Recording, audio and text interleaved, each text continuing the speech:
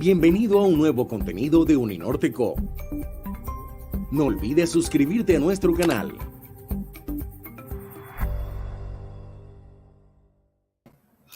Muy buenas tardes a todos y a todas. En nombre del Departamento de Psicología de la Universidad del Norte de Barranquilla, Colombia, les damos la más cordial bienvenida a este evento que hemos nominado Psicología y Vida Cotidiana en tiempos de pandemia. Este evento se realiza en el marco de la celebración de los 50 años de creación del programa de psicología y estamos muy contentos de compartir con ustedes esta tarde de conversación sobre diferentes temas y preguntas que nos hacemos particularmente en estos tiempos de pandemia. No es un secreto para todos nosotros que la pandemia nos ha impactado de diferentes maneras, en algunos momentos de manera positiva, en otros de manera negativa, pero nos ha impactado.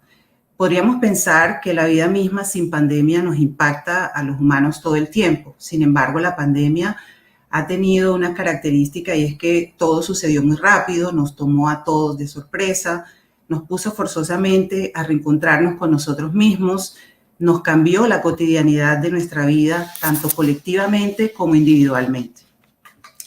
La psicología es fundamentalmente la ciencia del individuo, pero un individuo que no está solo.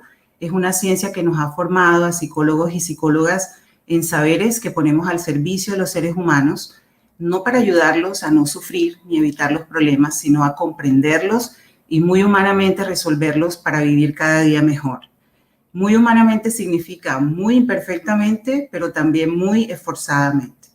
Con esta jornada queremos poner nuestro conocimiento psicológico al servicio de todos y todas ustedes para que en su cotidianidad sus vidas sean mejores cada día. Desarrollaremos entonces 4 conversatorios en donde hemos invitado a colegas del Departamento de Psicología, expertos en el tema de la ansiedad, el duelo, el aprendizaje en la virtualidad y los primeros auxilios psicológicos para no psicólogos. Así pues, cada media hora un experto responderá a una pregunta sobre uno de los temas durante máximo 10 minutos y luego conversaremos a través de diversas preguntas que moderarán los doctores María Marís y Camilo Madariaga.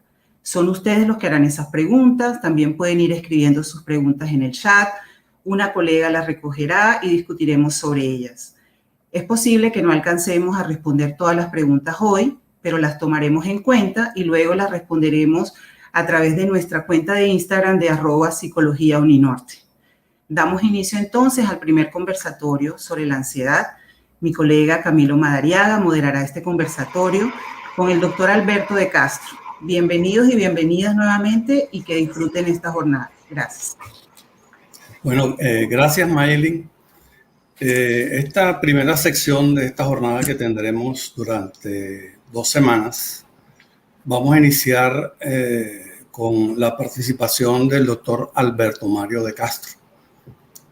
Antes de hacer la presentación de su hoja de vida y del contenido que él va a desarrollar, quiero darle la bienvenida a todas las personas que están conectadas en este momento y esperemos que el proceso de esta conferencia, de este evento, tanto esta semana como de la otra, sea productivo, útil y de alto interés para todos nosotros. Bueno, el doctor Alberto de Castro es psicólogo,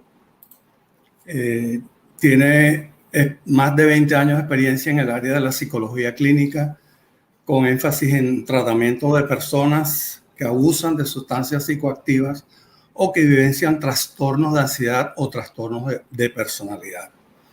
Alberto de Castro es doctor en psicología de la Universidad Saybrook y tiene un máster en psicología con énfasis en psicología clínica de la Universidad de Dallas. Actualmente, Alberto se desempeña como decano de la División de Humanidades y Ciencias Sociales y es profesor del Departamento de Psicología de la Universidad del Norte y profesor de la maestría en Psicología Clínica de nuestra universidad. Alberto de Castro es miembro fundador por Colombia de la Asociación Latinoamericana de Psicoterapia Existencial. En su hoja de vida tenemos 3 componentes interesantes del doctor de Castro. Uno de esos a nivel investigativo, porque ha logrado trabajar en la sistematización de un proceso con enfoque cualitativo a partir de la integración de un modelo fenomenológico y hermenéutico, enfocado sobre todo a la comprensión de la experiencia de la ansiedad y del abuso de sustancias psicoactivas. Pero Alberto también ha desarrollado una larga carrera en el campo de la investigación como miembro del grupo de investigación de psicología de la universidad, básicamente en un núcleo temático que se denomina experiencia de ansiedad y salud mental. Y a nivel profesional también ha trabajado de forma práctica en la orientación consciente y constructiva sobre la experiencia de vida cotidiana a partir de la focalización de atención, de formas de contribución al manejo de emociones y la ansiedad y sobre todo a la búsqueda del bienestar en la vida práctica, la salud mental y en la comprensión del sentido del sufrimiento y la psicopatología para quien la vivencia. De manera que tenemos un profesor, un experto que se ha desempeñado tanto en el nivel investigativo, académico y práctico o profesional. El tema que va a tocar el doctor Alberto de Castro, por supuesto, tiene que ver con el tema de la ansiedad. Y el tema de la ansiedad es algo que en este siglo, inclusive antes de la pandemia, ha tenido una connotación muy importante en la vida cotidiana de los seres a nivel global. Por supuesto que la pandemia del COVID-19 ha tenido un efecto mayor, enorme en nuestras vidas. Muchos de nosotros nos enfrentamos a retos que pueden ser estresantes, abrumadores y que provocan emociones fuertes, no solo en adultos, sino en los niños también. Porque estas medidas de salud pública, principalmente como el distanciamiento social, que es necesario para reducir la propagación del COVID, ha determinado o ha incrementado, ha aumentado esos niveles de ansiedad que manejamos, no solo los colombianos, sino es un tema global, mundial. En este contexto, empezaríamos con una pregunta o con un tema para que el doctor de Castro inicie su intervención, el cómo aprender a sobrellevar estos estados de ansiedad de manera sana. No solo entre nosotros, sino en los seres que nos rodean y las personas con las que estamos en permanente contacto. Es decir, cómo podemos enfrentar la ansiedad apropiadamente, que creo que es la pregunta que exige respuesta en este nuevo contexto pandémico que nos afecta a todos. De manera que le doy la palabra al doctor Alberto de Castro para que nos ilustre, nos ilumine sobre este tema en el contexto ansioso, estresante que estamos viviendo todos los habitantes del planeta. Adelante, doctor de Castro. Bueno, Cami, muchas gracias. Lo primero que digo es gracias a todos los que están presentes y al Departamento de Psicología por la organización de este evento y feliz cumpleaños en estos 50 años que ha sido una tarea titánica. La forma en que presentaste la pregunta no creas que me genera ni ansiedad ni presión, ni poquito, tranquilo. Miren, para poder responder la pregunta que hace Camilo, quiero muy brevemente, obviamente por temas de tiempo, tratar de clarificar de qué se trata la ansiedad para poder decir entonces cómo se tiene que manejar. Normalmente se maneja la ansiedad, incluso en psicología, en psiquiatría, como un síntoma. A mi juicio, a partir de mi experiencia clínica, investigativa y profesional, es un grave error. No porque eso esté mal necesariamente, sino porque ya está generalizando que la ansiedad solo puede ser parte de un trastorno clínicamente diagnosticado, lo cual es cierto cuando ocurre, pero también significa que por fuera de una persona que vive un trastorno, las personas también experimentamos ansiedad. No significa que siempre estemos ansiosos, pero la ansiedad hace parte de la vida cotidiana. Por motivos psicológicos, este es un evento de psicología, me voy a limitar exclusivamente a lo puramente psicológico. Hay 2 o 3 motivos por los que la ansiedad potencialmente está presente en la vida diaria y cotidiana, que es donde me gusta aterrizar los conceptos, porque es donde vivimos. 1, porque la ansiedad siempre está relacionada con la forma como valoramos cognitiva y afectivamente la situación. Ante toda situación, el ser humano siempre toma cierta posición, valora, toma perspectiva, asume lo que yo estoy diciendo, como siempre digo, tú lo interpretas de alguna manera. lo asocias, te gusta, no te gusta, te desagrada parcialmente, completamente para esta situación, para la otra, pero no opera en el vacío. Ocurre desde tu estructura mental una forma en la que tú le das perspectiva, en la que tú matizas lo que estás escuchando en este ejemplo hipotético. Entonces, la valoración, ¿por qué tiene que ver con la ansiedad? Porque la valoración te está mostrando lo que es importante para ti. Y eso que es importante para ti, ningún ser humano tiene certezas absolutas de que eso siempre lo vamos a poder mantener. Camilo lo decía, la pandemia nos ha mostrado de formas muy dramáticas, fuertes, cómo todas las defensas que nosotros teníamos socialmente para estar tranquilos se han desaparecido, porque nos ha mostrado la fragilidad de muchas cosas de nosotros como condición humana. Entonces, cuando desaparecen esas certezas que psicológicamente queríamos creer, nos damos cuenta que estamos ante un grado de incertidumbre y que lo que valoramos necesariamente no lo podemos mantener siempre. Y si lo podemos mantener, no siempre tenemos certeza que lo podremos hacer como queremos. Entonces, cada vez que eso que yo valoro se ve amenazado, aparece una experiencia denominada ansiedad. Obviamente que es una sensación de aprehensión producto de una amenaza sobre aquello que para mí es importante. ¿Quién no siente en algún momento que le pueden robar algo o que la pareja con que tú estás se puede acabar esa relación? Por poner algún ejemplo aparentemente simple. No significa que uno esté ansioso todo momento, para nada. Significa que cuando las cosas valiosas en tu vida diaria se ven amenazadas, aunque tú no tengas ningún problema psicológico, vas a experimentar ansiedad. En la pandemia nos ha mostrado la posibilidad de enfermarnos y por qué no morirnos. Y eso nos genera una ansiedad tremenda porque obviamente no queremos que nos pase, ¿no? ¿Qué nos muestra? ¿Qué valoramos ante la pandemia? Hay muchas cosas. Obviamente la integridad física, pero hay otras cosas que estamos valorando. Y un segundo elemento, además de la forma como cognitiva y afectivamente valoramos, es que a partir de esa valoración tomamos posturas que nos llevan a decidir, a tomar decisiones prácticas. Y obviamente, en el sentido de lo que voy diciendo, esas decisiones no tenemos certezas absolutas de a dónde nos van a llevar, qué nos van a hacer sentir esas decisiones, aunque creemos que son las apropiadas. Siempre voy a poder tomar esas decisiones me van a conducir a algo apropiado. Como no hay certezas y hay algún grado de incertidumbre, ese grado de incertidumbre siempre está ligado psicológicamente hacia la ansiedad. Entonces la ansiedad tiene que ver obviamente con las amenazas también, pero también con la forma como me proyecto al futuro. Obviamente, al yo proyectarme al futuro va a haber siempre algo de ansiedad. Si tú estás pensando en tu proyecto de vida, en cosas serias de tu proyecto de vida, en algún momento puede aparecer la ansiedad, porque obviamente hay un deseo de lo que quieres y no tienes todavía, pero que hacia donde quieres ir. Y eso hace que aparezca la ansiedad porque no quieres perder esa oportunidad. Quieres alcanzar cosas que necesitas para tu vida, ¿no? Entonces, esas dos características hacen que potencialmente hablando, no que esté presente en todo segundo, la ansiedad siempre esté ahí como una posibilidad, acompañando la condición de vida de tener que valorar y de tomar decisiones. Entonces, ¿qué puedo yo hacer para empezar ahora sí a responder la pregunta de Camilo? ¿Cómo manejar esa ansiedad?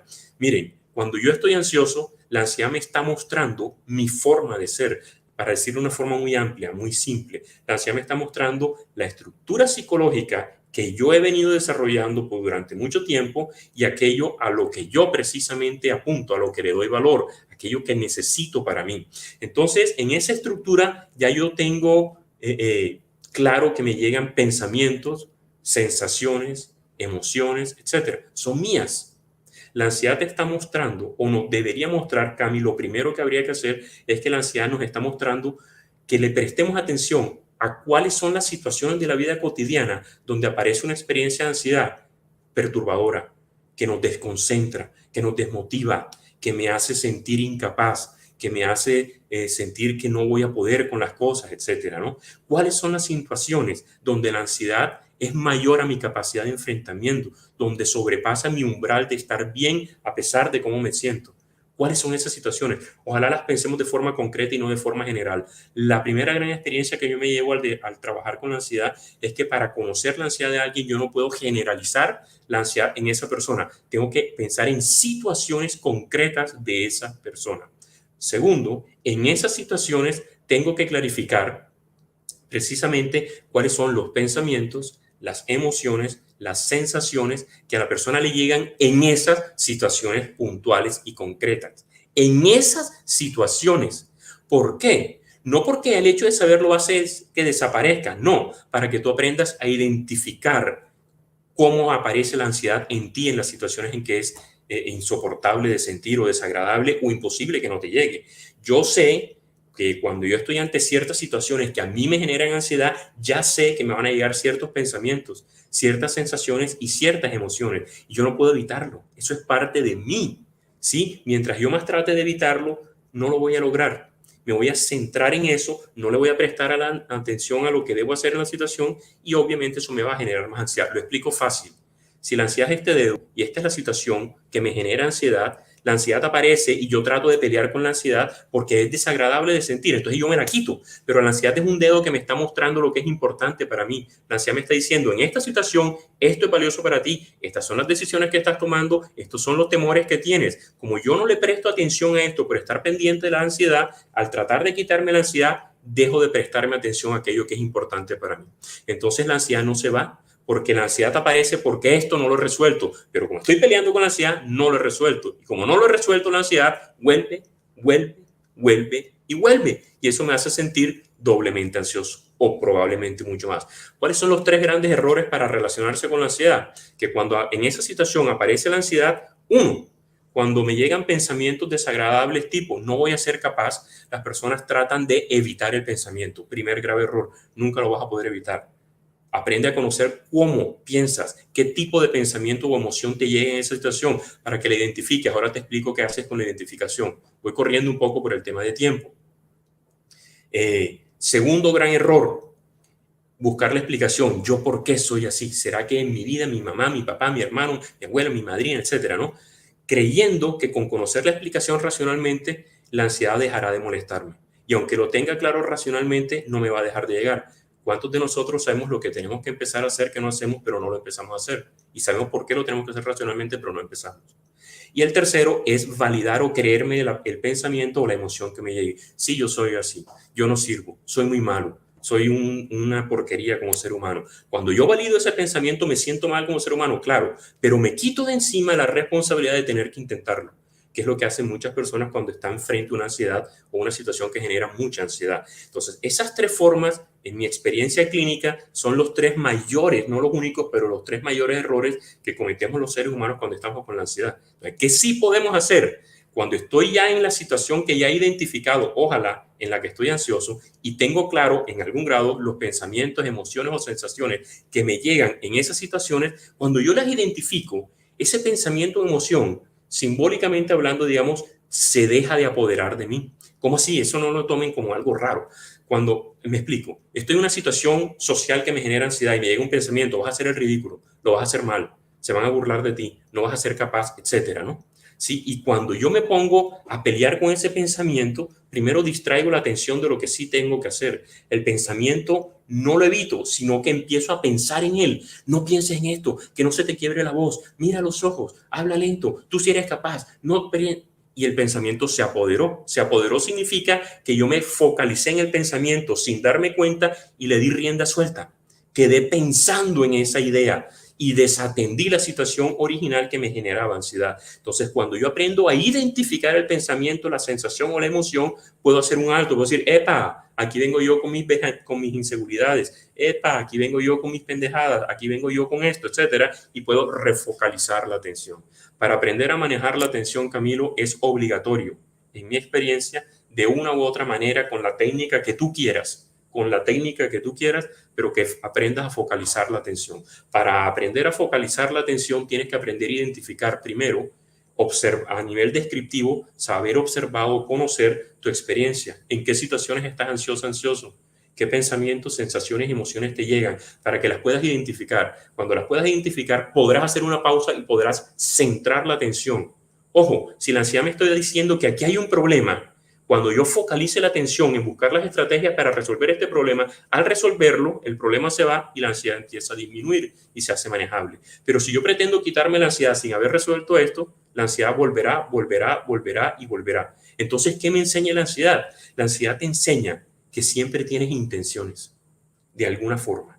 La ansiedad te enseña que siempre tienes que aprender a focalizar tu atención sobre aquello que tú deseas. La ansiedad te muestra que eres incompleta o incompleto como persona, en el sentido que siempre estás en un proceso de devenir, de que siempre estás apuntándole a un proyecto, siempre estás deseando obtener cosas en un sentido sano, no necesariamente lo ven como algo material, que también, ¿sí? Y el aprender a focalizarnos sobre eso significa dejar de pelear con uno, aprender a aceptar esas emociones como parte de uno, pero saber que uno no es solo las emociones o los pensamientos inseguros que nos llegan cuando estamos ansiosos. Sí, me llegan pensamientos de inseguridad, a mí me llegan, pero también sé que puedo confiar en mi capacidad de focalizar la atención y eso me da seguridad. Entonces, aunque me llegan pensamientos de inseguridad, al focalizarme sobre lo que sé que puedo hacer, no tengo seguridad. El aprender a enfrentar la ansiedad focalizando la atención te hace a ti obtener algo de sensación de dominio sobre las decisiones que estás tomando. Esa es la gran enseñanza que la ansiedad nos deja hoy en día. Muy bien, gracias Alberto por esa descripción física del ring que se genera cuando tenemos frente a la ansiedad y no tenemos las herramientas para afrontarlo y focalizarlo de manera que podamos desarrollar un proceso de autoconocimiento sobre todo. Bueno, ya han hecho algunas preguntas interesantes, Alberto. Saludamos a Shirley Mercedes Díaz Avendaño y ella hace una pregunta relacionada con uno de los errores que tú mencionas. Su pregunta ¿es posible que la ansiedad de los padres se transmita a los niños? Sí, clarísimo. Una madre insegura o un padre inseguro le va a transmitir esa inseguridad al niño. Entonces, para decirlo en un ejemplo muy simple, la madre, un niño tiene, no sé, 3, 4, 5 años, por poner un ejemplo, y la madre le va a decir, no corras, no cojas, no camines, no abras, cuidado aquí, cuidado que te puede pasar, no hagas esto, etcétera, ¿no? Y el niño obviamente aprende a que todo es inseguro, a que lo que prima es un problema de inseguridad, que siempre hay una amenaza. Y no significa entonces que uno debe dejar al niño o a la niña sola, suelta para que le pase algo. No, significa que uno tiene que acompañar al niño a que aprenda en el nivel de un niño o niña a desarrollar cierta capacidad de autonomía en una situación insegura. Te pongo un ejemplo que alguna vez nos pasó en un proyecto en el que tú y yo trabajamos juntos casualmente, por allá en el 2014, Infantia. Una madre alguna vez en unos talleres que estamos ofreciendo para enseñar a educar apropiadamente y desarrollar iniciativa en los niños, etcétera, una madre me preguntaba, doctor, o sea que lo que significa, lo que usted me está explicando es lo siguiente. La señora me decía, esto era en un municipio del sur del Atlántico, yo tengo un niño que él parece un mico, decía, porque le gusta treparse en todos los árboles, me decía la señora. Yo ya le he dicho que no se monte en los árboles, que no se monte en los árboles y que no se monte porque se puede caer. Pero lo que usted me está diciendo es que tampoco puedo frenar completamente el desarrollo de mi niño, entonces que lo deje subirse un poquito al árbol y yo me ponga abajo y cuidado por si se cae. De esa forma el niño en un espacio seguro podría desarrollar algo de autonomía, pero sin descuidar las amenazas, ¿sí? Algo así. Fíjense hasta qué nivel tan pragmático se puede llevar el entendimiento de la ansiedad, que es la idea, porque es en la vida cotidiana donde vivimos, ¿no? Entonces, las personas, madres o padres que están obsesionados con la seguridad con muy buenas intenciones, van a generar desconfianza en los niños, no van a desarrollar la capacidad de que ellos puedan enfrentar, en el sentido van a caer obviamente sobre protegerlo. Pero como madre y como padre es difícil estar tú ahí al lado de que saber que tu hija o tu hijo se puede caer, se puede raspar, le puede pasar algo, pero eso es parte del aprendizaje, ¿no? Dejarlo en un ambiente seguro, donde tú sepas medianamente seguro que no le va a pasar un gran daño, de pronto se podrá caer o resbalar, pues obvio, pero que no le va a pasar un gran daño y ahí pueda el niño aprender a manejar habilidades o competencias, como la autonomía, la iniciativa, etcétera. Esa sería la idea, claro. Una madre, por ejemplo, en extremo ansiosa y temerosa, puede desarrollar niños, por un lado, obsesivos, pero por el otro lado, niños extremadamente inseguros, por ejemplo, o están obsesionados con el tema de la seguridad, por ponerlo ya de forma dramática. Muy bien. Bueno, Alberto, normalmente el tema de la ansiedad tiene una connotación de estigma, de negación, más que de negación negativa, sobre verlo como un padecimiento de los seres humanos, y por eso es que se ha destacado mucho últimamente, sobre todo en este contexto pandémico. Pero entiendo que la ansiedad es necesaria, como tú lo dijiste. O sea, la ansiedad hay que verla desde la otra orilla, en términos de lo que significa como proceso de adaptación en el desarrollo de la vida de los seres humanos. ¿Qué nos puedes ampliar sobre este aspecto? Mira, la ansiedad es parte indispensable, obligatoria, de toda persona que está en un proceso de construcción. ¿Qué me llevó a mí a interesarme por la ansiedad, Camilo? Cuando por allá en el año 97, 96 empecé a trabajar con personas con problemas severos de adicciones, y en ese proceso de cambio, estas personas se dan cuenta todo lo que tenían que modificar de su vida cotidiana, a nivel social, a nivel de hábitos, todo lo que tenían que cambiar en su vida. Y algunas personas me decían, Alberto, ya yo no quiero consumir, porque ya me doy cuenta y realmente no me nace, pero es que no soy capaz de decir no socialmente. La tremenda ansiedad que ejercía la presión social y de grupo sobre estas personas era más fuerte que su deseo de dejar de consumir. Fíjense detalles tan aparentemente minúsculos como ese. Entonces, esta persona tiene que aprender a saber la ansiedad, qué valor le está diciendo que es lo más importante para esta persona en X o Y situación. La ansiedad nos puede facilitar el centrarnos en lo que realmente valoramos o en lo que deseamos con más peso valorar. Cuando nosotros descuidamos la ansiedad con una experiencia que nos indica, alguna vez un autor decía que es el mejor profesor porque es como un dedo que te señala lo que es importante en tu vida. Cuando no usas la ansiedad para clarificar lo que es importante, tu vida se vuelve un desastre, porque la vida cotidiana la vuelves un intento de tapar la experiencia de ansiedad, pero la experiencia de ansiedad es un síntoma que te muestra lo que está amenazado, que te muestra lo que deseas, que te demuestra lo que estás valorando, que temes perder.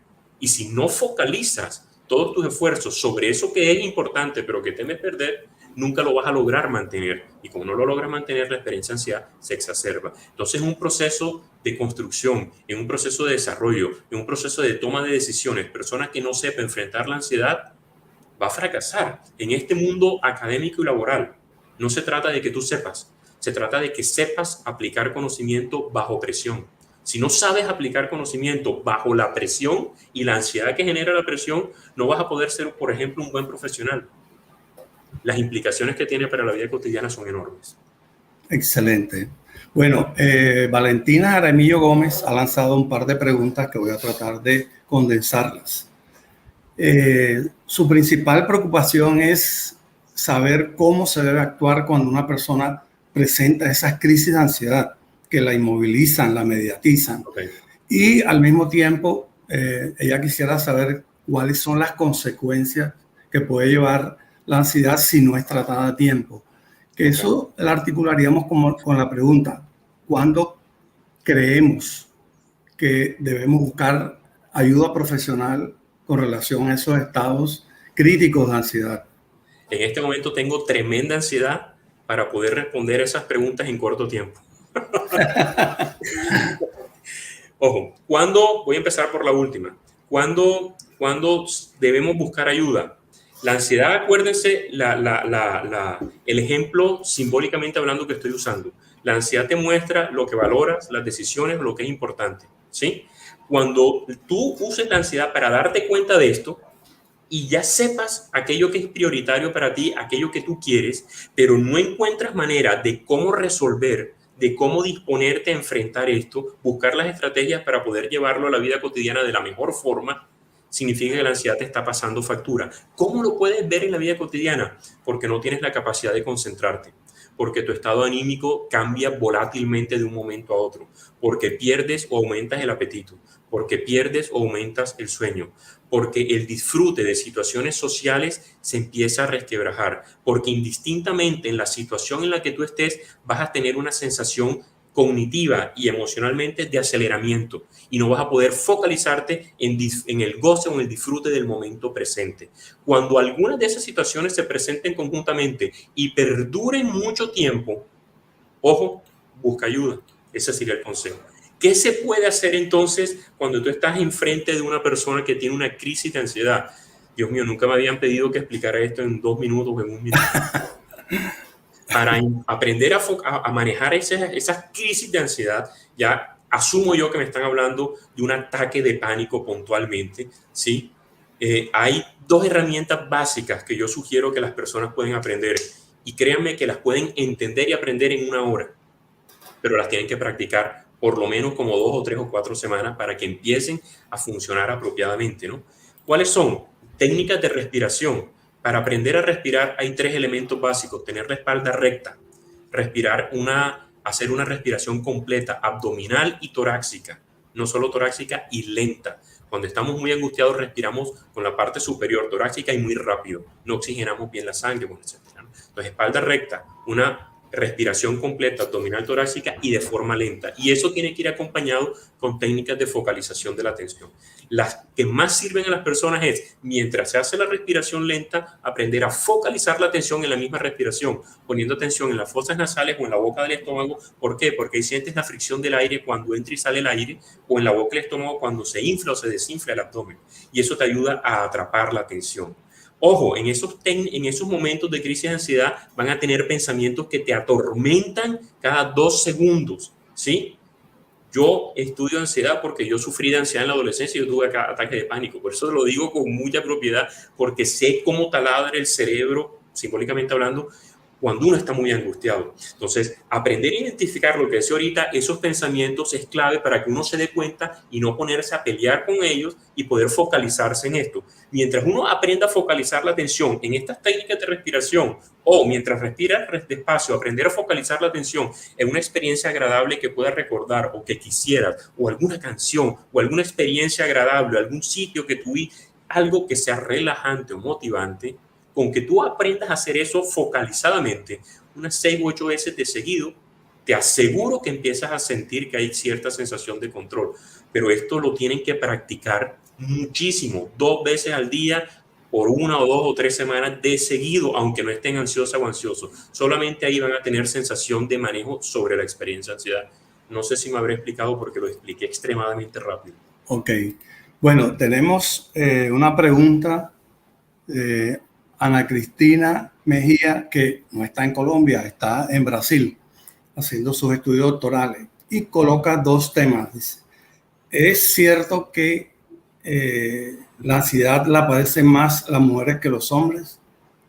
Y que si la ansiedad puede llevar consigo problemas específicos de alimentación, como la anorexia, la bulimia o cualquier otro tipo de problema que hoy en día son cada vez más frecuentes.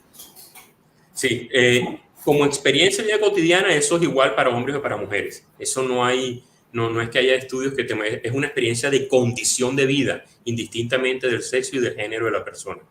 Como trastorno como tal, sí, hay una mayor prevalencia, sobre todo en mujeres adultas. Sí, hay mayor prevalencia en ansiedad, en trastornos de ansiedad y en trastornos del estado de ánimo, especialmente depresión, en mujeres adultas. Por lo menos que se haga más explícito, es a lo que me refiero, ¿no?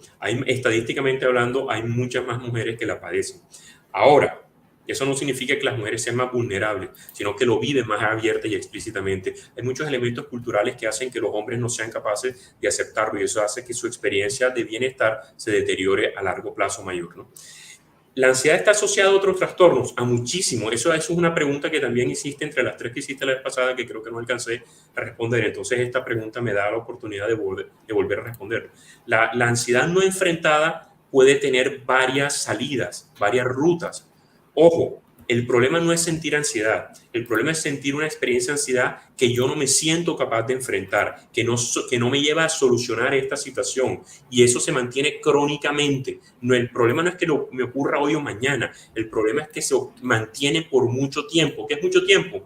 Pueden ser semanas o meses, dependiendo del umbral de enfrentamiento de cada persona, ¿no? Entonces, cuando esa experiencia de ansiedad inapropiada, que no es adaptativa, que no me lleva a sensaciones de bienestar, perdura en el tiempo, 1, crónico, y 2, mientras perdura en el tiempo, se va ampliando o generalizando a cada vez más rincones de la vida cotidiana. Es decir, me siento ansioso en mi vida familiar, en mi vida de pareja, a nivel académico, en esta asignatura, en esta otra, a nivel social, a nivel sexual, a nivel espiritual, etc. Mientras esa experiencia de ansiedad va durando mucho tiempo y va esparciéndose, va generalizándose cada vez más a distintas parcelas o áreas de mi vida, en ese momento la ansiedad puede tomar muchas rutas. Aparecen ataques de pánico o trastornos de ansiedad puntualmente.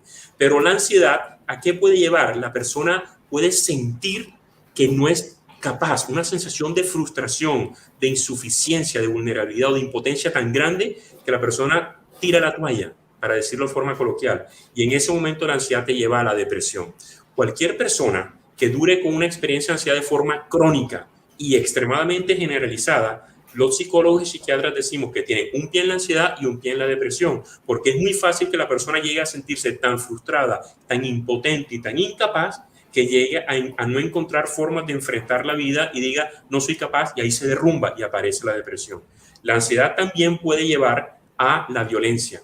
Cuando tú no encuentras manera de afirmar esto que para ti es apropiado, la ansiedad la frustración que puede acompañar la ansiedad, la impotencia que puede acompañar a la ansiedad, puede llevarte a ti a que te vuelvas muy violento para tratar de defender como último recurso esto que para ti es importante. Entonces la ansiedad se puede transformar fácilmente en violencia. La ansiedad puede estar asociada obviamente a comportamientos adictivos o compulsivos que fácilmente pueden tener con problemas de la conducta alimentaria, que es lo que pregunta la persona. Claro que sí, una persona con problemas de la conducta alimentaria que no aprenda a enfrentar su ansiedad no va a poder salir de ella. Muy bien, Alberto, muchas gracias. Excelente información, excelente exposición. Creo que el tiempo, no solo en este tipo de eventos, sino en la vida diaria y cotidiana, es siempre un factor de ansiedad. Bueno, claro, como para rescatar algunos puntos esenciales y terminar con esta primera parte, tú hablaste que las personas, todos tenemos presente la ansiedad en algún momento. Ante todo, cada ser humano, de su estructura mental, de su personalidad, de su disposición psicológica, siempre matiza, valora, interpreta las situaciones estresantes de manera diferente. Y que todo de alguna manera presentamos momentos de ansiedad, ya sea de manera patológica o de manera adaptativa. De acuerdo a cada estructura mental, esa persona matiza o afronta esos estados de ansiedad. Y tú hablaste de 3 errores que normalmente cometemos, y es evitar el pensamiento ansioso, o sea, siempre hay que afrontarlo. Segundo, otro error, esos son errores, o sea, cuando se evita el pensamiento. Segundo es cuando uno le busca una explicación, ya sea racional, afectiva, a esa ansiedad. No, porque yo soy así, porque mi familia me hizo así. Y el tercer error... Con la esperanza de que al conocer la explicación la ansiedad desaparezca. Sí, exactamente. Y tercero, cuando yo valido esa situación de ansiedad, cuando pienso, ya, no tengo nada que hacer, yo soy así, voy a terminar así y eso no lo podré superar nunca. De manera que hay que evitar esos errores y esto nos exige que debemos poner atención cuando la ansiedad nos empieza a afectar seriamente, cuando nos inmoviliza, cuando nos mediatiza, cuando rebasa ese umbral sobre el sentirnos bien y seguros. O sea, ¿cómo manejo eso? Bueno, tú hablaste de unas técnicas y de la búsqueda de ayuda profesional, porque cuando esa ansiedad nos genera esos niveles de estrés y de movilización que nos afecta en nuestra salud mental y nuestro estado de bienestar, definitivamente hay que buscar ayuda profesional. Y hablaste sencillamente de unas técnicas y unas estrategias que uno puede utilizar con relación a saber a respirar, saber a manejar el pensamiento, de manera que en conclusión siempre debemos afrontar y es obligatorio aprender a focalizar la atención cuando tenemos esos estados de ansiedad. De manera que te damos las gracias, Alberto, por esta excelente exposición. Y para continuar con el evento, quiero darle la palabra a mi compañera María Maris, quien se encargará de coordinar la presentación del siguiente tema. Muchas gracias, Alberto. Buenos días a todos y todas. Dejado llegar un cordial saludo al estar compartiendo este evento sobre psicología y vida cotidiana en tiempos de pandemia, dentro del marco de los 50 años que está cumpliendo nuestro programa de psicología. Realmente es para nosotros un gran placer poder compartir estas reflexiones que son de temas de actualidad con todos ustedes. En este marco y retomando y siguiendo la línea de todas las implicaciones que tiene la ansiedad y todos estos temas que bien el doctor Alberto de Castro nos ilustró bajo el conversatorio con el doctor Madariaga, ahora vamos a tratar el tema del duelo, ¿verdad? Todos sabemos que en las actuales circunstancias, sin distingo de clase económica, raza, credo, toda la humanidad se ha visto afectada por muchas pérdidas de amigos, pérdidas de familiares.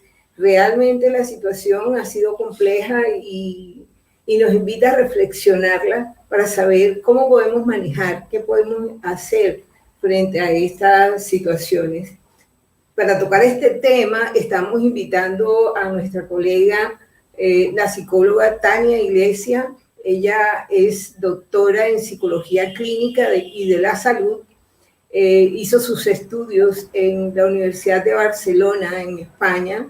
También ella cuenta con una maestría en danza, movimiento, terapia de la Universidad Autónoma de Barcelona, y para una formación integral tiene una especialización en intervención psicológica en contextos educativos.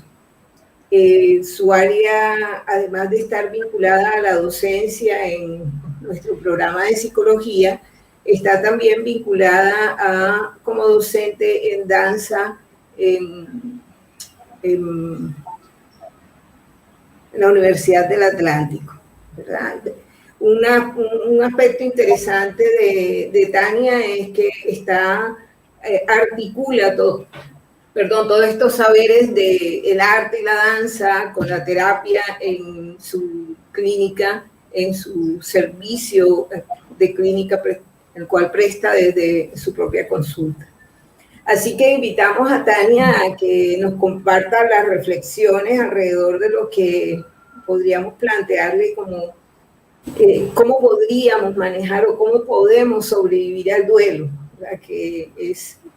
No podemos escapar de él como no podemos escapar de la ansiedad, en lo que nos comentaba el doctor de Castro ahorita, ¿verdad? Entonces, en medio de este contexto que vivimos todos, así sea por parte de un amigo o un familiar, Tania, te invitamos a que nos compartas tus saberes de la práctica clínica que manejas.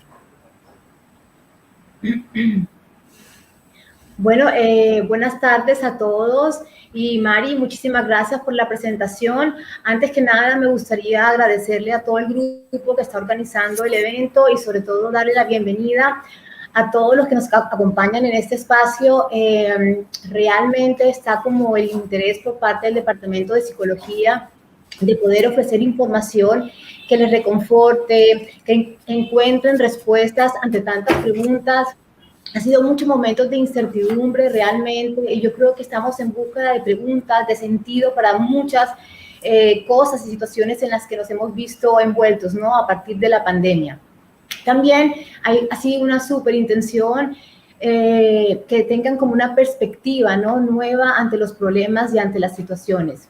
Realmente cuando me invitaron, y gracias por la invitación, hablar sobre cómo sobrevivir al duelo, al principio me pareció un poquito impactante, me parece un tema bastante difícil, sensible, ¿no?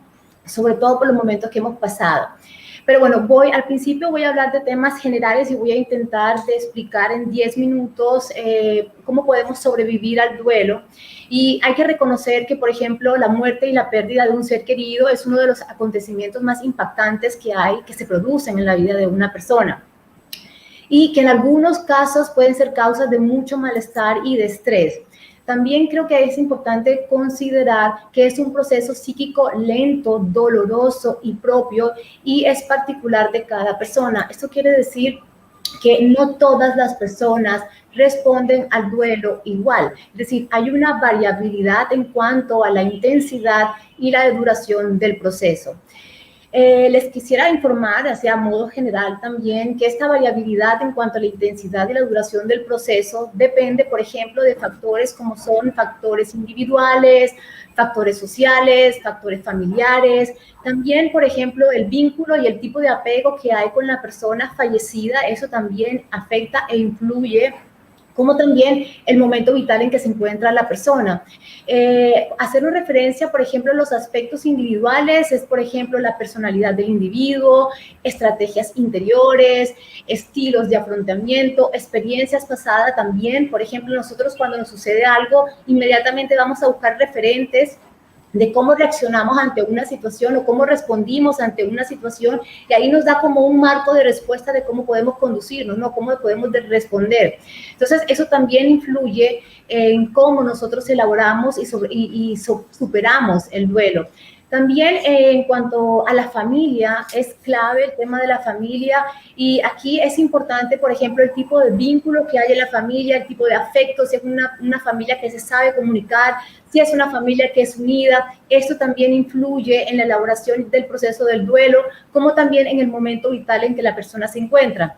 Por ejemplo, hay momentos en que las personas se sienten muy satisfechos con los logros que ha tenido en su vida, también se siente feliz o satisfecho, ¿no?, con las relaciones o la calidad de las relaciones interpersonales, y está en un momento bueno de vida. Entonces, esto ayuda. Eso no quiere decir que determine el proceso del duelo, pero influye de alguna manera, ¿no?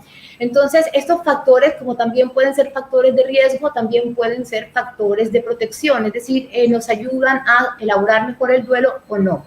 Otra cosa que también les quería comentar a modo general es que el proceso de duelo lleva unas etapas, ¿no? Hay una etapa de negación y de evitación que está acompañada con sentimientos de tristeza. Luego hay otra etapa, ¿no?, que es más que está relacionado con el dolor de la separación y va acompañado con sentimientos de rabia y angustia, pero esa etapa va pasando y luego la persona va aceptando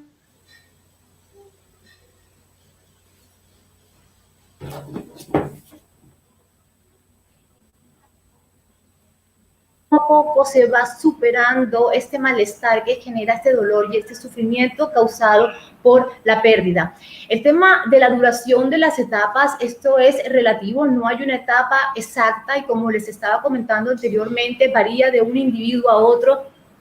Entonces, aquí lo importante, y que me gustaría comentarlo aquí, que lo importante no es qué tan rápido uno supera el duelo, realmente es cómo uno lo supera. No hay prisas para superar el duelo. Yo creo que hay que tomarse el tiempo para ir superando y elaborando todo el proceso y resignificando toda esta experiencia. Entonces, en este sentido, no tendríamos que afanarnos por superarlo lo más rápido posible, sino de cómo lo estamos superando. Aunque sí que es verdad que el tiempo lo cura todo, y es así, el tiempo lo cura todo, tiene este poder de hacerlo, pero también requiere de una ayuda por parte de nosotros. Bien, cuando a mí me invitaron, ¿no?, a hacer esta charla con todos ustedes, yo me hice otras preguntas, ¿no? Me hice preguntas como, por ejemplo, ¿cómo volver a vivir? Y me hice preguntas también como cómo vivir o cómo aprender a vivir con la ausencia de esta persona, o cómo superar el dolor también de esta pérdida. Yo he escuchado, por ejemplo, personas que están pasando por procesos de duelo muy complejos. Hay un miedo en que piensan que no lo van a lograr, es decir, piensan que nunca van a poder estar bien, que nunca van a poder lograr no sentir dolor y sufrimiento, y hay un miedo muy importante en esa sensación, pero realmente sí que se puede lograr. Sí que se puede transformar todas esas emociones, pero bueno, como lo estoy mencionando, es todo un proceso de elaboración que es importante que lo tengamos en cuenta. Hay una palabra que a mí me encanta, que es ser resiliente, y ser resiliente en el duelo me parece clave en todo este proceso, porque fíjense que ser resiliente en este momento, cuando uno desde la psicología dice, no, pero tienes que acoger el dolor y tienes que acoger la tristeza y tienes que confrontar estas emociones y no intentar huir de ellas e ir dándole un significado a la vida. Realmente esto es todo un acto de valentía y es un acto de coraje, ¿no? Tener que enfrentar todas estas situaciones requiere ser valientes. Esto tiene coraje, ¿no?, hacerlo. Y ya que esto significa dejarse caer, para volverse a levantar. Y ahí hablamos de ser resiliente en el duelo y dejarse caer también da susto, ¿no? No sé hasta qué punto me voy a derrumbar y no sé si voy a volver a lograr levantarme de nuevo, pero hay una capacidad de nosotros como seres humanos de ser resiliente y esto me parece clave. Cuando nosotros hablamos, cuando estoy mencionando aquí de resignificar el duelo, se refiere al hecho de ir elaborando este duelo y elaborarlo el duelo se refiere principalmente a ese transcurso de tiempo que hay entre que sucede la pérdida y hasta que se supera el duelo. Bueno, me gustaría ahora hablar un poco del cuerpo. Ya luego le voy a hacer el enlace con el tema del duelo. El cuerpo como tal, este órgano, esa organicidad del cuerpo, el cuerpo es muy inteligente, el cuerpo tiene una sabiduría innata y el cuerpo de alguna forma, si ustedes se fijan, el cuerpo se encarga de llevar a cabo todos los procesos fisiológicos y nuestros sistemas se encargan de mantenernos en un cierto equilibrio, ¿no? Y realmente nosotros no participamos directamente en esos procesos, nosotros ahora mismo no estamos teniendo información de cómo están los niveles de azúcar en la sangre o etcétera, a menos que tengamos una aparatología que nos vaya indicando esos valores. Realmente nosotros confiamos en ese proceso, ¿no? Confiamos en que el cuerpo va generando sus propios procesos homeostáticos y nosotros, el metabolismo, ¿no? La digestión, es decir, todos los procesos, nosotros no participamos, pero sí hay una conducta indirecta o una participación indirecta en todo este proceso que tiene que ver como con el autocuidado. Y ahí, así como nosotros confiamos en que nosotros nos levantamos, yo no estoy pensando, por ejemplo, mi cuerpo cómo va a hacer la digestión, no sé, yo confío en que mi cuerpo está en este proceso homeostático natural. Sucede lo mismo, por ejemplo, en la mente. Nosotros tenemos esta plasticidad cerebral que es maravillosa, es innata, no es adquirida, y esto quiere decir que dentro de esta plasticidad cerebral, nosotros siempre estamos buscando el equilibrio. La homeostasis siempre se está buscando es una tendencia natural como seres humanos. Dentro de esa tendencia natural, a nivel de plasticidad cerebral, se genera como una especie de ergonomía cognitiva. Este término no lo utilizamos en psicología, pero para mí, cuando yo pienso en eso, se me hace muy evidente esa ergonomía cognitiva y me refiero a la capacidad que tenemos para irnos amoldando, ¿no? A irnos adaptando a las diferentes situaciones y ajustando las cosas y ajustando las situaciones y lo que más se acomode, ¿no? Y es como un proceso de acomodación, de adaptación, que nosotros lo pudimos ver ahora en todo este proceso de la pandemia. Nos adaptamos muy rápidamente al cambio. Al principio nos dio miedo, pero nos lanzamos y lo hicimos, ¿no? Porque eso es algo innato. ¿Qué quiero decir con esto? Hago referente a esto porque si nosotros confiamos en estos procesos, que hace el cuerpo natural, ¿no? Innatos, asimismo, cuando suceden este tipo de duelos, ya lo voy a hilar, pero antes, previo a esto, les quisiera decir una cosa que no se los había comentado para poder enlazarlo con lo que les quiero decir. El tema del duelo, el proceso del duelo, abarca a la totalidad del individuo, es decir, abarca a la totalidad del individuo a nivel cognitivo, a nivel emocional, a nivel motivacional, conductual, a nivel físico. Entonces, en este sentido, por ejemplo, a nivel cognitivo, los pensamientos que surgen a partir de ahí, toda la rumiación que se genera, la preocupación excesiva, esto abarca también parte del proceso del duelo. A nivel emocional, eso es una montaña rusa también de emociones, tristeza, rabia, miedo, ¿sí? Nostalgia. A nivel conductual hay una pérdida del interés, hay una pérdida de la motivación. A nivel físico también las personas reportan cierto malestar, dolores de cabeza, malestar en general. Lo que quiero decir con esto es que los procesos de duelo y los procesos de elaboración abarcan la totalidad de la persona. Entonces, si yo explicando esto de la ergonomía cognitiva, los procesos de adaptación y de confiar que el cuerpo tiene sus procesos, sí, el cuerpo los tiene, ¿no? Entonces, fíjense una cosa, cuando nosotros tenemos una herida, cuando nosotros nos cortamos o tenemos una herida, ¿sí? Se hace la herida, nosotros no participamos directamente en cómo sanar la herida. El cuerpo se encarga él se encarga de ir restaurando los tejidos. Y si ustedes se observan en cómo va ese proceso de sanación, se va restaurando una capa, luego se restaura otra capa, luego se restaura una capa, luego se sana la herida y se cierra, ¿no? Hay una cicatrización. Y nosotros de alguna forma no participamos directamente en ese proceso de sanar esa herida, pero sí participamos de una manera indirecta a partir del autocuidado. ¿Cómo? Por ejemplo, no cubrimos la herida, la desinfectamos, la limpiamos. Sí, de alguna forma hay una participación en que esto sane, en que la herida sane. Si nosotros nos descuidamos, de alguna forma se puede infectar, se puede complicar, etc. Puede pasar lo mismo con estas heridas psíquicas, con estas heridas del alma, con todo este dolor. También sucede, es una herida, ahí hay algo que se tiene que cicatrizar. Si nosotros dejamos que este proceso que yo hablaba anteriormente a nivel cognitivo, de homeostasis, de búsqueda del equilibrio, eso se va a dar. Les mencioné el tema de las etapas. Este proceso también se da. Pero si dejamos y confiamos en que eso se va a dar por sí mismo, y generamos también una actitud de autocuidado, así como estamos cuidando una herida en la piel, por ejemplo. Este autocuidado, ¿a qué se refiere? Por ejemplo, se refiere que a nivel cognitivo, cuando retomando la idea de que abarca a la totalidad del individuo, a nivel cognitivo, por ejemplo, estar muy atentos a los pensamientos, si tenemos pensamientos muy pesimistas o muy optimistas, e intentar por lo menos mantener una perspectiva dentro de lo que se pueda optimista de la situación, no centrarme solamente en los aspectos negativos, solamente en el dolor, solamente en la pérdida, solamente en la falta. Entonces, eso es un proceso muy de observación y de ir un poco revisando, ¿no? ¿Qué estoy pensando? ¿Cómo estoy pensando? Si tengo una preocupación excesiva, esto es una manera de autocuidado, esto es una manera de ir sanando esa cicatriz, teniendo el ejemplo de esa herida, ¿no? En la piel. Asimismo, por ejemplo, a nivel emocional, también uno puede ir autorregulando sus emociones. Es decir, hay técnicas que nos ayudan, por ejemplo, cuando se activan todas estas, las emociones siempre están acompañadas de sensaciones físicas. Y estas sensaciones físicas son a veces molestas, dependiendo de la intensidad. Pero hay técnicas que nos ayudan, por ejemplo, a cerrar los ojos, y no es evitar la emoción, no es distraerme de la emoción, es todo lo contrario, es poner la atención en la emoción, y uno va conectándose con el cuerpo y viendo okay, cuál es la sensación física, cuál es la parte de mi cuerpo que se está activando, qué tanto es la intensidad de lo que yo estoy sintiendo, y se generan como una serie de técnicas a partir de la respiración, de la escucha corporal, para ir disminuyendo la intensidad del malestar.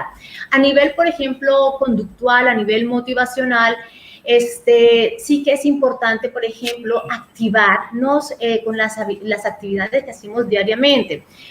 Y aquí me parece interesante porque a veces nos pueden decir, no, pero distráete un poco, ¿no? Sal, distráete, y las personas lo pueden tomar como que se está minimizando el proceso, pero realmente hay una explicación técnica a esto, y es que distraerse lo que genera es focalizar la atención en otros aspectos. No estoy focalizando la atención solamente en el dolor, solamente en el sufrimiento, sino estoy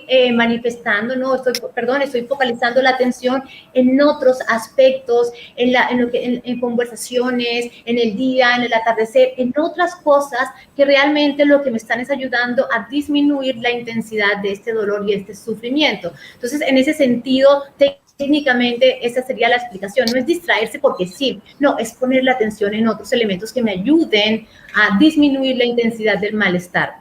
A nivel físico, también es importante el cuidado, por ejemplo, no descuidar la alimentación, no descuidar los ritmos del sueño. Entonces, esto es una manera de cuidarnos la herida, ¿sí? Como les decía en el ejemplo de la cicatriz, que el cuerpo lo hace solo, sí, el cuerpo lo hace solo, pero yo tengo que ayudarlo, lo ayudo con cuidados, con mimo, lo limpio, lo desinfecto. Lo mismo pasa en este tema, en este proceso de duelo y en estas elaboraciones. Lo tengo que cuidar, yo tengo que acompañar este proceso, y teniendo en cuenta no solamente mis emociones, también mis pensamientos, también mi motivación, mi interés por las cosas, y también el cuidado a nivel físico, ¿no? Esto es importante. ¿Qué no nos sirve? Por ejemplo, no nos sirve victimizar. No sirve victimizarnos, porque al victimizarnos lo que hacemos es ponernos en una situación de vulnerabilidad, y de alguna forma nos limita y nos quita herramientas para poder, o estrategias de afrontamiento adecuadas para superar este duelo. Entonces, ¿en qué momento me sirve? ¿Me estoy victimizando? Como hacernos esa pregunta, eliminar, por ejemplo, o minimizar los sentimientos de culpa. Esto también es clave, la manera en que yo voy autorregulando tanto mis pensamientos como mis emociones. Sí, esto es importante. No hay culpable realmente. esto es una cuestión que realmente se nos sale como la vida y la muerte. Entonces hay personas que viven una sensación de culpa tremenda, ¿no? Pensando que lo pudieron haber dicho diferente, etcétera. Pero esto no ayuda, sino al contrario, puede generar otro tipo de dificultades, ¿no?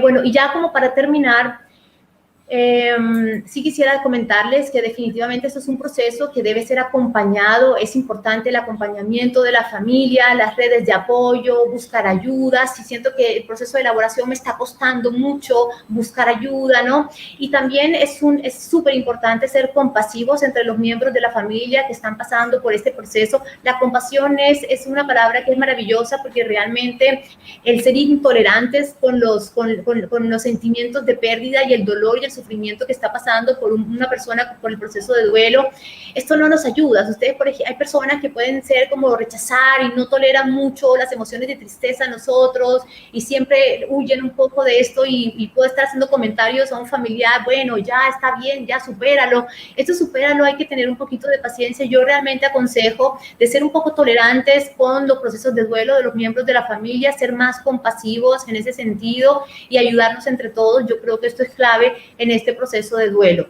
Bueno, gracias por escucharme y que sepan que todo el Departamento de Psicología realmente está muy comprometido con todo lo que ha sucedido. Realmente han sido muchas reuniones en las que nosotros estamos constantemente revisando qué es lo que está pasando a nivel de salud mental y de bienestar. Entonces, quiero que sepan que pueden contar con nosotros, que estamos allí muy, muy pendientes de lo que nos acontece, ¿no? Y de cómo promover bienestar y salud mental en la comunidad. Gracias. Gracias, Tania. Realmente es muy, muy interesante lo que nos has compartido y supongo en un esfuerzo de síntesis, ¿verdad?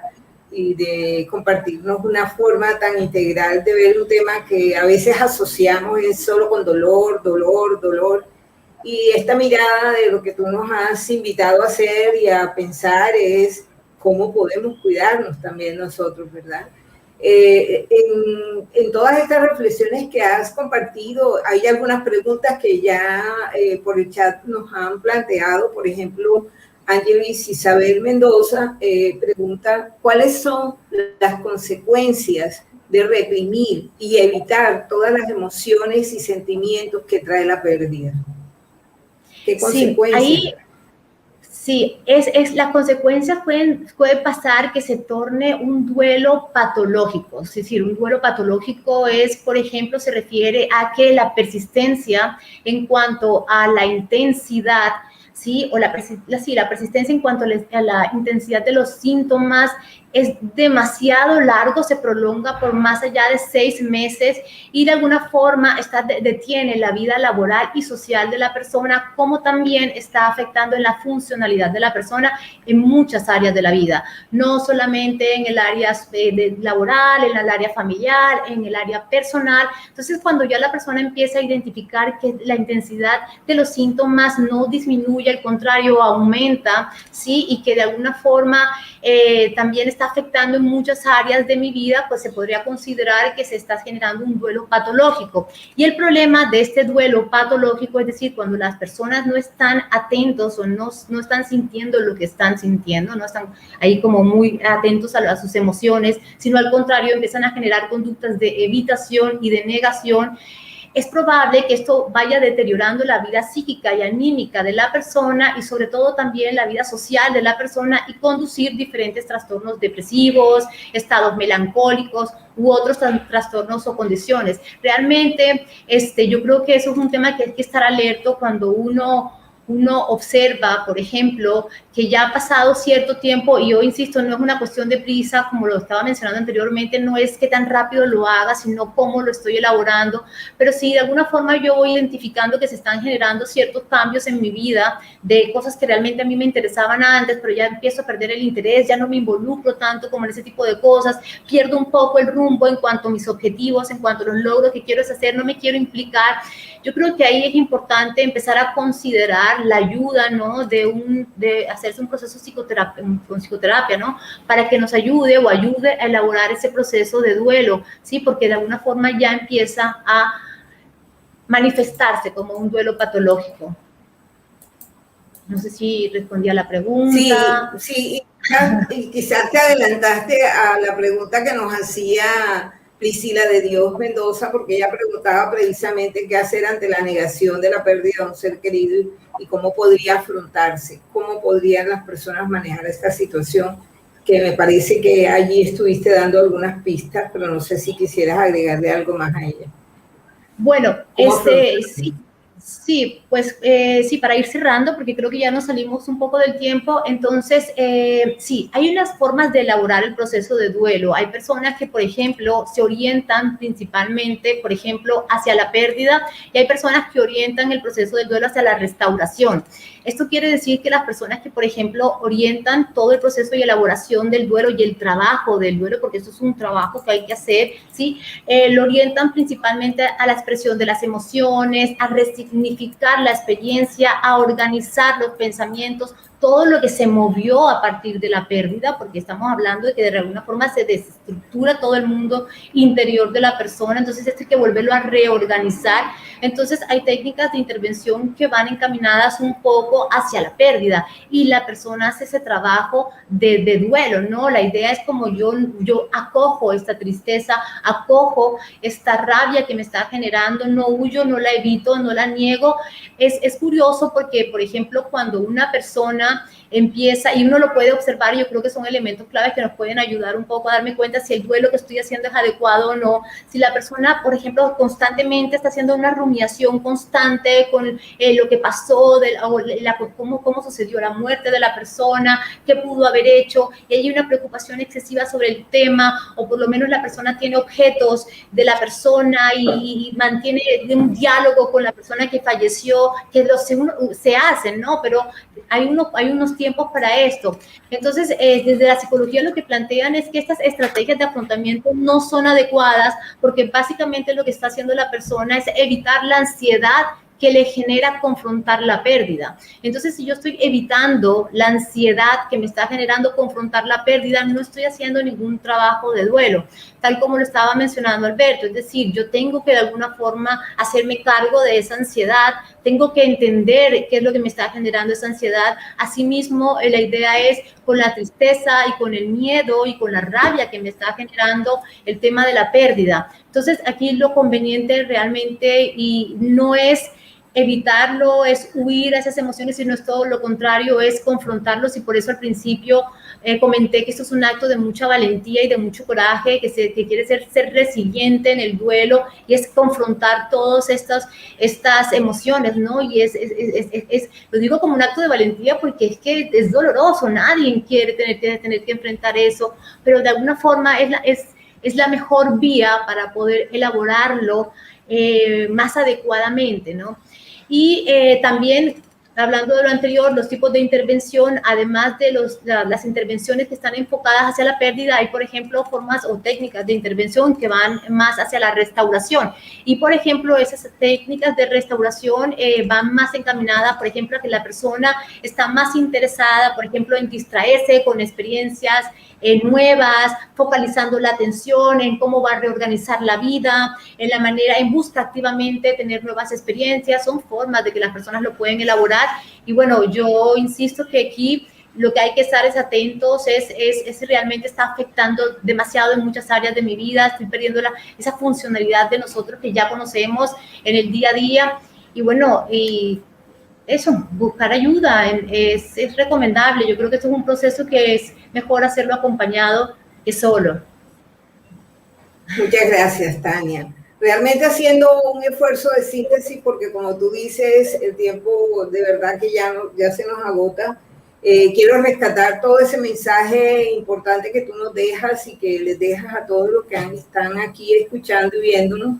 En el tema de reconocer que el duelo nos cubre en la totalidad del ser, ¿verdad? Psicológicamente y físicamente, y que en esa medida tenemos que, igual que con la ansiedad, en un tema que se trató anteriormente, tenemos que aceptar esa realidad, reconocer esos sentimientos de dolor que llevamos y buscar esa capacidad resiliente a la que tú nos invitas, que todos los seres humanos tenemos, y que en esa capacidad de resiliencia hagamos gala del autocuidado, ¿verdad? En revisando nuestros pensamientos, no concentrándonos en el dolor, sino buscando también las cosas positivas, sin negar la existencia del dolor en sí mismo, para ir dándole paso a un recuperarse, ¿verdad? Y también el mensaje que nos da de que es muy importante cuando las cosas se complican, y en estas épocas se complican mucho porque a veces hay familias que han tenido más de una pérdida en el mismo momento.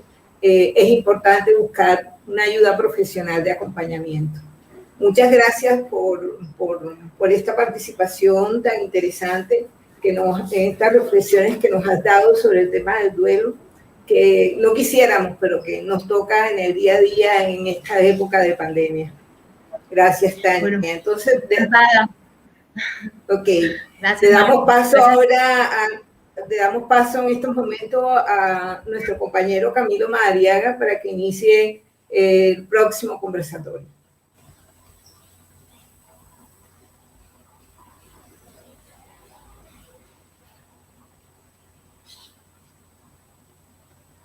¿Tienes el micrófono apagado? Gracias, María.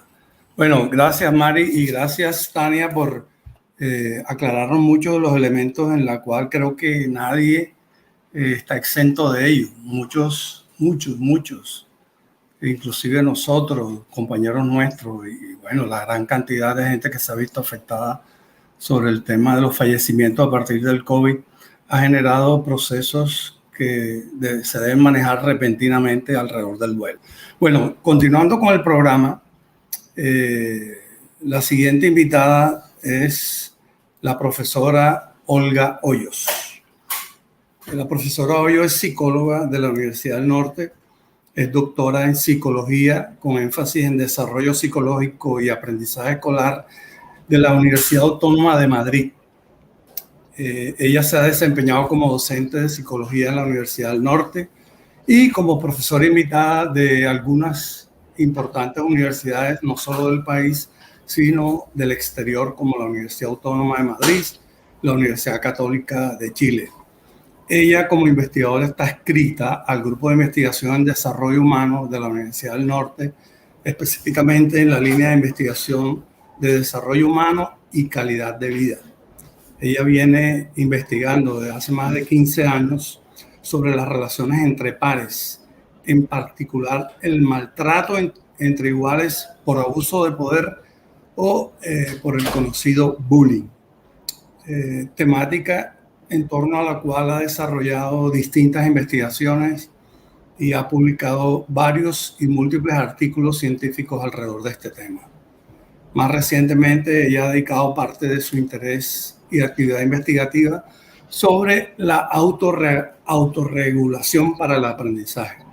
Ella, para destacar, también ha sido por 2 periodos consecutivos miembro del Consejo Directivo Nacional de COLPSIC, que es el Colegio Colombiano de Psicología, que rige la práctica de la psicología en Colombia, y también ha sido representante por el programa de psicología de la Universidad del Norte en la junta directiva de ASCOFAPSI, que es la Asociación de Facultades de Psicología en Colombia. Ella también ha participado en distintos procesos de evaluación de la calidad de la educación y procesos de acreditación, no solo en el ámbito nacional, sino también a nivel internacional. Para destacar por encima de todo que ella es madre de 3 preciosos niños y que son ellos sus compañeros los que le ayudan a validar y a revisar los aspectos implicados en el proceso de enseñanza y aprendizaje. Bueno, el tema que va a tocar la doctora Olga realmente es un tema que nos compromete a todos, nos involucra a todos, como padres, como docentes, como estudiantes, porque sabemos que a mediados de marzo del 2020 y prácticamente de un día para otro los docentes y los estudiantes nos vimos inmersos en un nuevo escenario repentino, la educación online en la pandemia. Eso fue así, sin previo aviso. Miles de millones de alumnos, y no es una exageración, miles de millones de alumnos en el mundo se encontraban en sus casas, y toda la comunidad educativa, incluida la familia, que también se ha visto afectado por este tema, tuvimos que involucrarnos en un modelo educativo a distancia. Este proceso tan repentino, tan disruptivo, algunos lo han visto, que apareció como un tsunami educativo que estremeció la vivencia de los momentos de aprendizaje, en la que nos obligó a todos a involucrarnos, a profesores, a estudiantes y alumnos.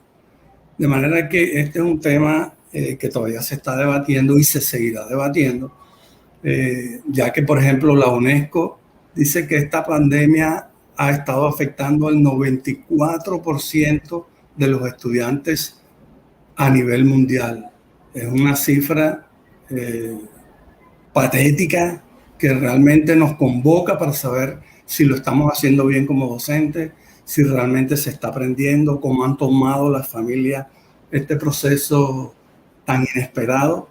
Y de todas maneras, la importancia que ha adquirido la educación online es un hecho sin precedentes, que definitivamente marcará un antes y un después en las prácticas pedagógicas y tal vez en los sistemas educativos actuales a nivel global.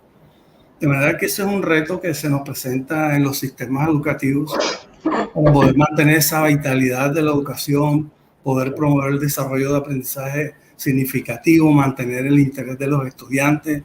Y este desafío sin precedentes definitivamente nos convocó a todos. De un momento a otro tuvimos que generar nuestros propios aprendizajes para trabajar en estos entornos virtuales que nos asignaron de un día para otro, sin previo aviso. Así, en este contexto, la educación en estos días, en nuestros días, que se ha validado en estos entornos virtuales de aprendizaje y que ha afectado tanto a entidades gubernamentales como plataformas institucionales que casi no funcionaban. Eso era realmente marginal, todo lo que se hacía a nivel online y a nivel virtual. En este momento, las condiciones y las exigencias han alcanzado su máxima capacidad, porque el 94% de los estudiantes en el mundo están manejando sus procesos de aprendizaje a través de plataformas virtuales. Entonces, en este contexto, la doctora Hoyos, no tengo hambre todavía, la doctora Hoyos responderá a partir de los principios del aprendizaje en qué medida la virtualidad y las clases remotas responden a esos principios y cuál es la principal dificultad que se puede presentar. Terminamos esto con la pregunta que va a desencadenar todo lo que nos va a exponer la doctora Hoyos con base en su conocimiento y experticia. Es, ¿realmente, Olga, realmente se aprende a través de la virtualidad?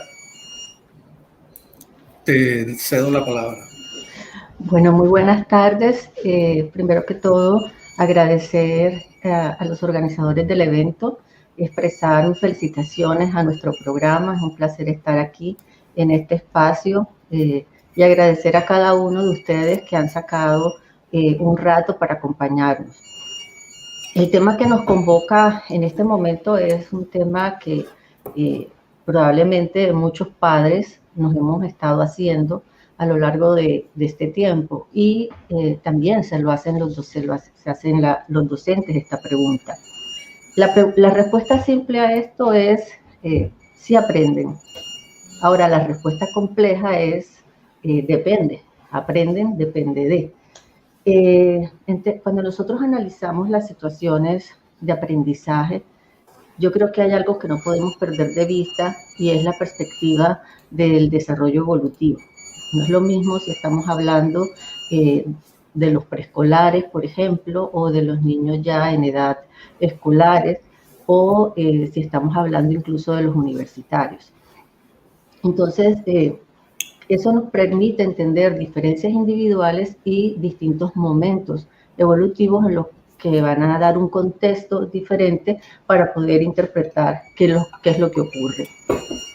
Para muchos de nosotros, enfrentar este proceso fue nuevo, pero realmente el aprendizaje virtual, el de nosotros es más un aprendizaje online, un aprendizaje que llamamos remoto, mediado por pantalla, pero que se da en la mayoría de los casos de manera sincrónica.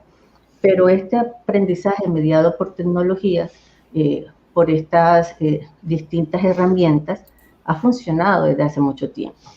Supone unas condiciones importantes, no solamente en términos del ambiente de aprendizaje, sino que, como ya les decía, en términos de entender lo que es ese proceso de aprendizaje para los niños o para los adolescentes o para los adultos. Entonces, podríamos creer que sí funciona. Ahora, ¿por qué muchos hemos tenido la sensación de que no? Para algunos, en algunos casos, ha supuesto el ver que los alumnos pareciera que participan menos.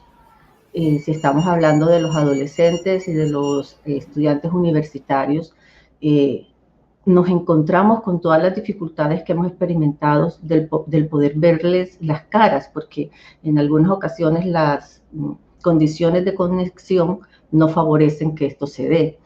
Y si pensamos en los niños pequeños, pues nos vamos a encontrar con mucha distractibilidad en algunos casos y con las dificultades, sobre todo en términos de motivación. Una de las cosas que se plantean cuando nosotros hablamos de aprendizaje tiene que ver con que todo espacio de aprendizaje debe dar la oportunidad de que el sujeto sea un sujeto activo.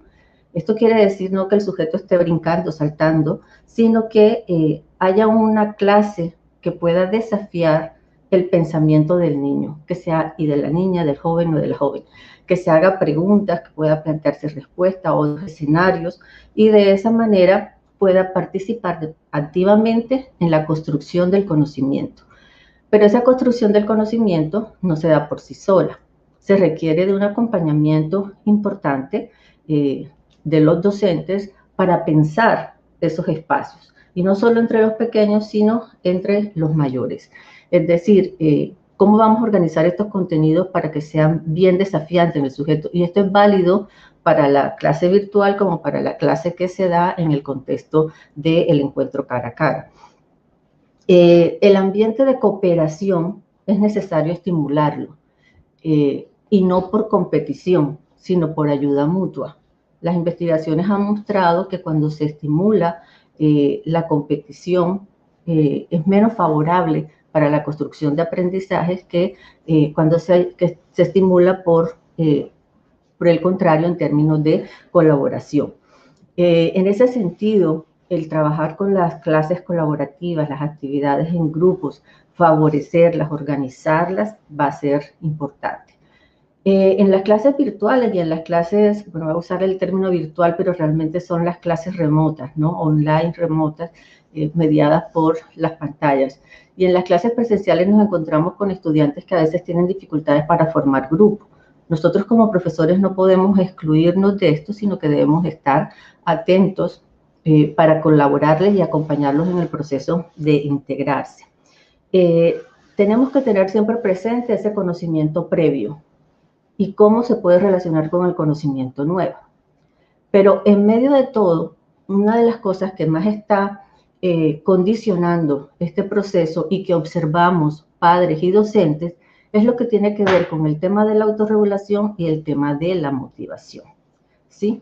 Un profesor puede proponer una clase interesante, desafiante, puede crear el espacio grupal, pero debemos también saber en qué momento evolutivo están nuestros alumnos, porque la autorregulación, la capacidad de disponerse para participar de manera autónoma en las tareas, es distinta dependiendo de la edad que tengan unos sujetos y otros. Aunque desde temprana edad empezamos a educar en la autorregulación, este es un proceso lento. Nosotros como seres humanos tenemos que aprender a sobreponernos a nuestra condición animal. Lo que nos prima normalmente es el placer y el mínimo esfuerzo es más placentero que el tener que hacer esfuerzo. La autorregulación exige esfuerzo. Entonces, para los niños pequeños va a ser importante un acompañamiento y una organización de las actividades que les permitan empezar a tener control, conciencia y capacidad de verificación de los logros que están teniendo. Nosotros como profesores universitarios nos hemos dado cuenta que incluso para nuestros estudiantes universitarios a veces eso cuesta. Entonces, es importante entender que ciertos tipos de actividades pueden ser más o menos favorables para facilitar ese proceso de autorregulación y seguimiento. Los profesores se convierten en unos modelos que van a facilitar que el niño vaya adoptando ciertos comportamientos, donde es el conocerlos a ellos y el poder entender sus intereses, sus motivaciones, lo que más va a contribuir a que este niño se comprometa con la clase. Y eso me lleva al segundo aspecto, la motivación. Aunque tengamos el mejor espacio de aprendizaje en el contexto ya sea escolar o universitario, nos encontramos con sujetos que no están para nada motivados. Hay sujetos que se mueven por una motivación intrínseca y eso es interesante, pero hay otros que se mueven con una motivación extrínseca. Aquellos que se mueven por una motivación extrínseca van a depender demasiado del elogio, de la nota, del refuerzo. Mientras que aquellos que se mueven con la motivación intrínseca son los niños que aprenden por gusto, que valoran el esfuerzo como lo importante en el proceso de aprendizaje. Esto no siempre es fácil de conseguir en nuestros chicos, ni los pequeños ni en los adultos. Entonces, es un trabajo a hacer. ¿Cómo lo podemos facilitar? Mediante ese acercamiento. Entonces tenemos unas condiciones que no siempre nos lo facilitan y es el número de estudiantes que podemos manejar por grupo. Yo creo que este ha sido un espacio totalmente desafiante para profesores de todos los niveles. Si a mí me preguntaran que juzgara en términos generales, más o menos como se planteaba la pregunta, yo lo que pensaría es que esto había que hacerlo así. Creo que no teníamos otra opción en un momento. Fue la mejor respuesta posible que pudimos dar. Y en este proceso se ha estado aprendiendo. ¿Se puede mejorar? Sí. ¿Podemos hacer cada vez mejor? Sí. Pero prefiero verlo positivamente y creer que nuestros niños se han aprendido. La otra pregunta es ¿qué han aprendido? Porque, por ejemplo, yo veo que cada vez tienen más unas habilidades para el manejo de los aparatos como el computador, como los teléfonos, y allí les estamos facilitando la búsqueda de información. Entonces, junto con estos principios y esas dos condiciones que son importantes, la situación que tenemos en este momento, se ha estado haciendo un esfuerzo, pero sí se puede aprender. Es importante saber si estamos enseñando conceptos, si estamos enseñando procedimientos o si estamos enseñando actitudes. Hay cosas que creo que requieren de presencialidad. Por ejemplo, si nos vamos al odontólogo, yo no querría ir a donde un odontólogo que nunca ha hecho una práctica en vivo, ¿no? Sino que solo lo ha visto virtual. Entonces, hay cosas que lo requieren. En el tema de nuestros pequeños, probablemente las relaciones interpersonales se refuerzan y van a tener mejor desarrollo en el encuentro, donde se presentarán los conflictos y tendremos que solucionarlos. Entonces, es deseable en algunos momentos de la vida y para algunos momentos de nuestra vida, sí, pero creo que no tenemos que generar una situación de negatividad frente a esta posibilidad. Además que ofrece ventajas en otros contextos y como les digo, en distintos momentos se ha visto que se puede aprender con ello. Quiero dejarlo hasta aquí para atender a las preguntas que puedan tener. Gracias, Olguita. Bueno, ante todo, darle las gracias a una recomendación interesante que nos hace Marelvis Moreno sobre la consideración que han sido excelentes temas y nos pide que ojalá sigamos haciendo este tipo de actividades y de conferencias. Vamos a tener en cuenta eso, Marelvis. Bueno, queremos saludar a Priscila de Dios Mendoza, que nos hace una pregunta interesante, Olguita. Dice, ¿qué herramientas podríamos utilizar para mejorar nuestro aprendizaje en clases virtuales? O sea, estamos en la orilla desde la visión del estudiante, aquel que intrínsecamente está motivado y que quiere mejorar su desempeño, quiere mejorar el escenario de herramientas y virtudes que se puedan tener para mejorar ese aprendizaje. Sí, ok. Hola, Priscila. Mira, hacer esta pregunta ya es un inicio. Ya es un inicio porque te está ubicando en ese punto de autorregulación. La autorregulación es preguntarme qué sé, qué necesito, qué me hace falta, qué entiendo, qué no entiendo. Entonces, partir de ahí ya es un buen inicio.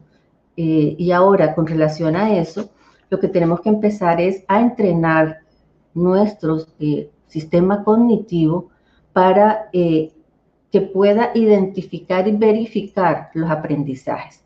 Nosotros tenemos creencias, nosotros tenemos algunas maneras de entender las cosas. Entonces, una de las que son importantes es poderme preguntar, ¿realmente cambié mi idea con respecto a lo que estoy viendo en mi clase o sigo pensando lo mismo? Porque todos hemos tenido la experiencia probablemente de que como estudiantes se enfrentan al profesor y dicen algo y el profesor les dice, no, así no es. Y de pronto se plantean, pero bueno, entonces, ¿cómo es?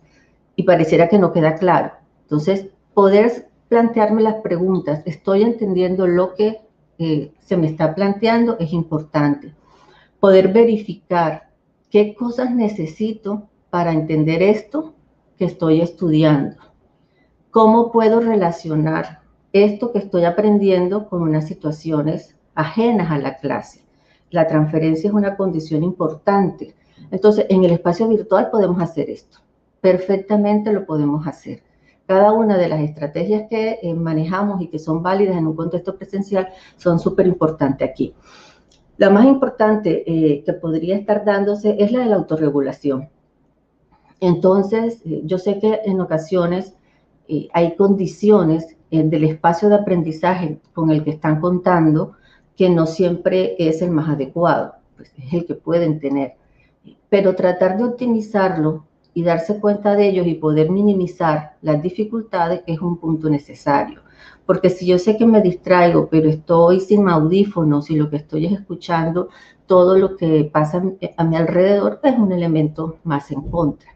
Entonces, esa capacidad de poder autorregularme, organizar una agenda, organizar un plan de actividades para el desarrollo de las tareas o de los compromisos que se tienen que desarrollar. Es importante.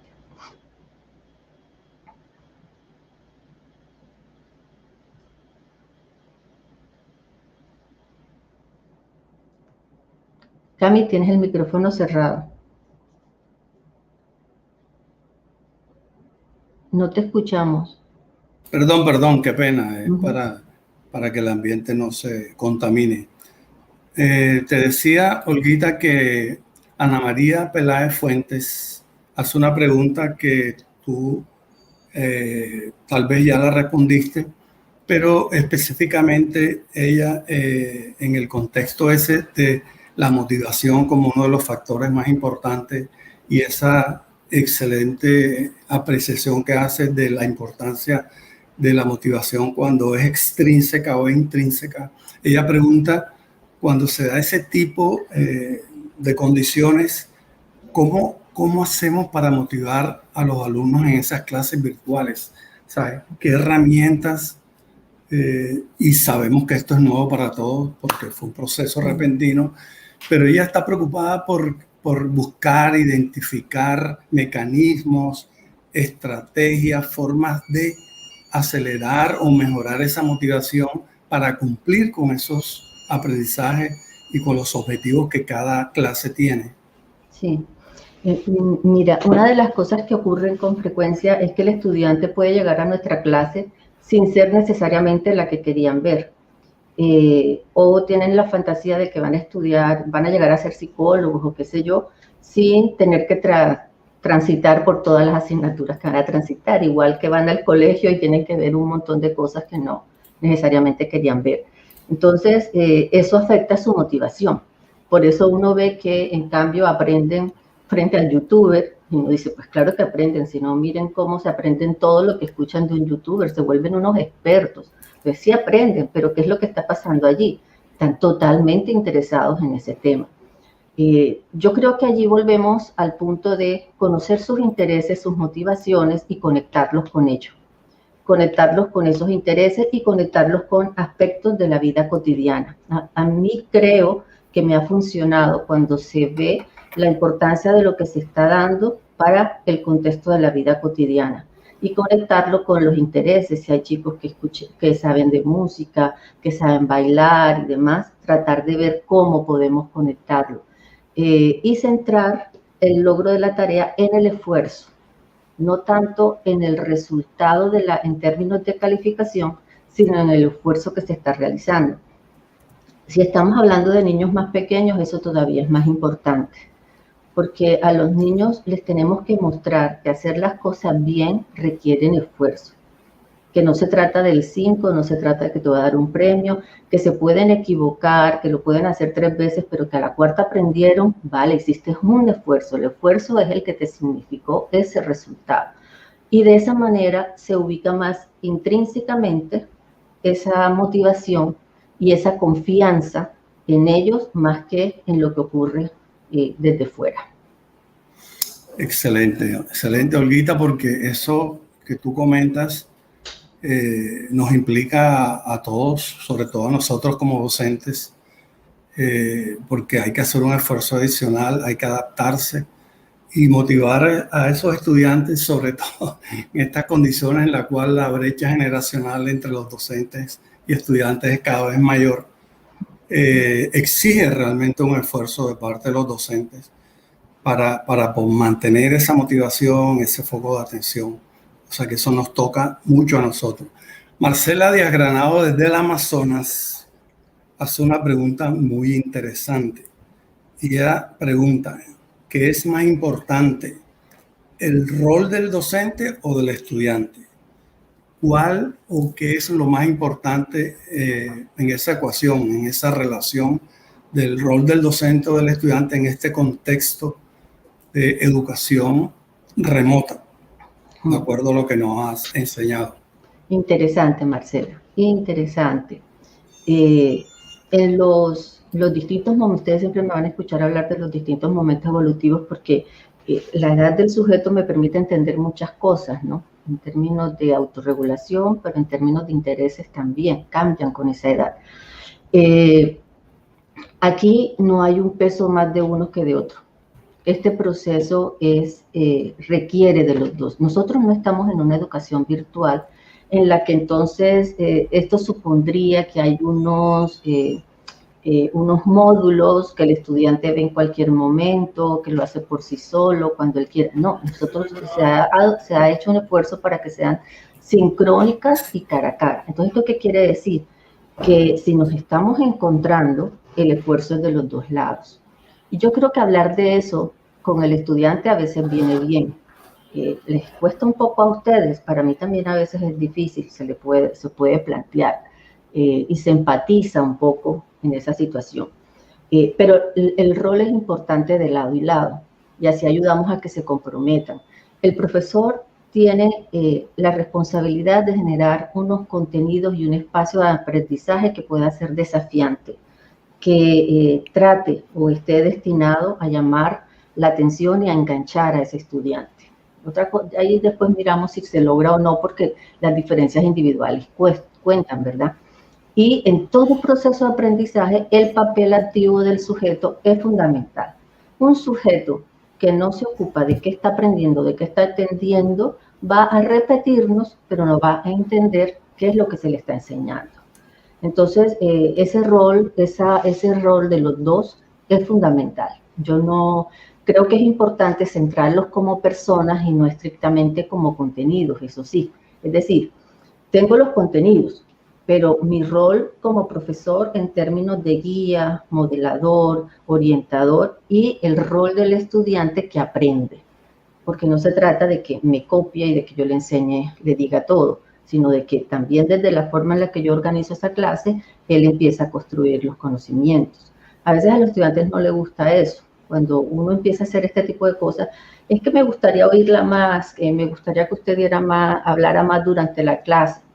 Son diferencias individuales y poco a poco van descubriendo si les es útil o no. Y uno trata de dar respuesta a todo ello. Pero en síntesis, se necesitan de los dos. Se necesita de uno que está tratando y que lo va a hacer con ganas, con empeño, con entusiasmo, con amor, de que se aprenda, y se necesita de otro que se compromete a pensar, a intentar hacer experimentos, a buscar las respuestas de aquello que le están proponiendo.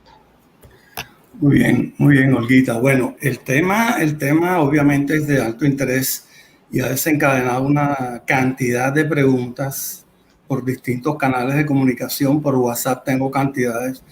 Entonces quiero decir dos cosas frente a eso. Primero, por supuesto que no tendremos tiempo para responder a todas, pero vamos a mantenerlas y se van a responder para irlas publicando a través de las redes y a través de los canales que la universidad tiene, que lo manejaremos como tip o como aclaración a preguntas muy interesantes que se han hecho. Entonces yo voy a sacrificar el tiempo que me dan para hacer el cierre para lograr hacer otras preguntas que me parecen muy interesantes. Por ejemplo, y una de esas dice, ¿cómo podría afectar a nivel futuro el aprendizaje en los niños que no tienen las condiciones aptas para dar una clase virtual? Por ejemplo, conexión a internet mala, equipos no apropiados, entornos tampoco apropiados o inapropiados. Todos estos elementos y estas variables que de alguna manera afectan el poder mantener el foco y el interés y la motivación. ¿Qué nos podría decir? ¿Cómo podría afectar a nivel futuro ese aprendizaje? Sí, definitivamente. A veces creo que como esto nos cogió así, sin avisar, como se ha dicho antes, no siempre tuvimos como un estudio que nos permitiera ver qué pasaba con todos nuestros niños, ¿no? Teníamos los boletines, pero como padres el día a día no siempre lo estábamos viendo. Entonces, eso ha significado muchas cosas. Entonces, pero pasa lo mismo como para poder responder la pregunta. Pero lo que sí está claro es que antes partíamos de unas ciertas inequidades y afectaba a unos estudiantes, probablemente incluso a los mismos, esas situaciones para poder tener unos logros más favorables en su desarrollo humano. En este momento esto, por supuesto, se afianza. O sea, ya se ha documentado que los estudiantes con dificultades en las conexiones, exceptuando estos estudiantes que, como digo antes, en la psicología, decir una respuesta contundente, definitiva, no se puede porque es que las diferencias individuales nos sorprenden, exceptuando estos estudiantes maravillosos que se las ingenian y miran cómo se conectan. Pero en todo caso, ya lo sabemos y sabemos que se va a generar un retraso. Sabemos que en este proceso de aprendizaje, incluso entre los estudiantes universitarios mayores, los profesores y las universidades que han hecho esfuerzo por prepararlos, también ha habido algunos pequeños costos en términos de los resultados. Igual, en nuestra manera de vivir antes de la situación de COVID, teníamos como posibilidades de atender distintas necesidades, pero por ejemplo pensemos en estudiantes en condiciones de discapacidad, que este tipo de herramientas no se pueden manejar de la mejor manera, no facilitan nada, o aquellos estudiantes que necesitaban apoyo y la figura que les acompañara y que por mucho tiempo eso tampoco se pudo dar. Claro que pueden haber consecuencias y claro que nos va a afectar. La manera en la que esto se pueda recuperar o no va a tener que ver con el tiempo. Yo creo que en términos de, ¿qué lo digo? En términos de, hay momentos evolutivos en los que ciertos retrasos se recuperan de mejor y más rápidamente que otros. Yo creo en la capacidad de recuperación del ser humano, en la capacidad de aprender permanentemente, que nos va a llevar un poquito más de tiempo, nos lleva un poco más de tiempo, pero se podría. Pero de que haya afectación, hay afectación. Muy bien, Olguita.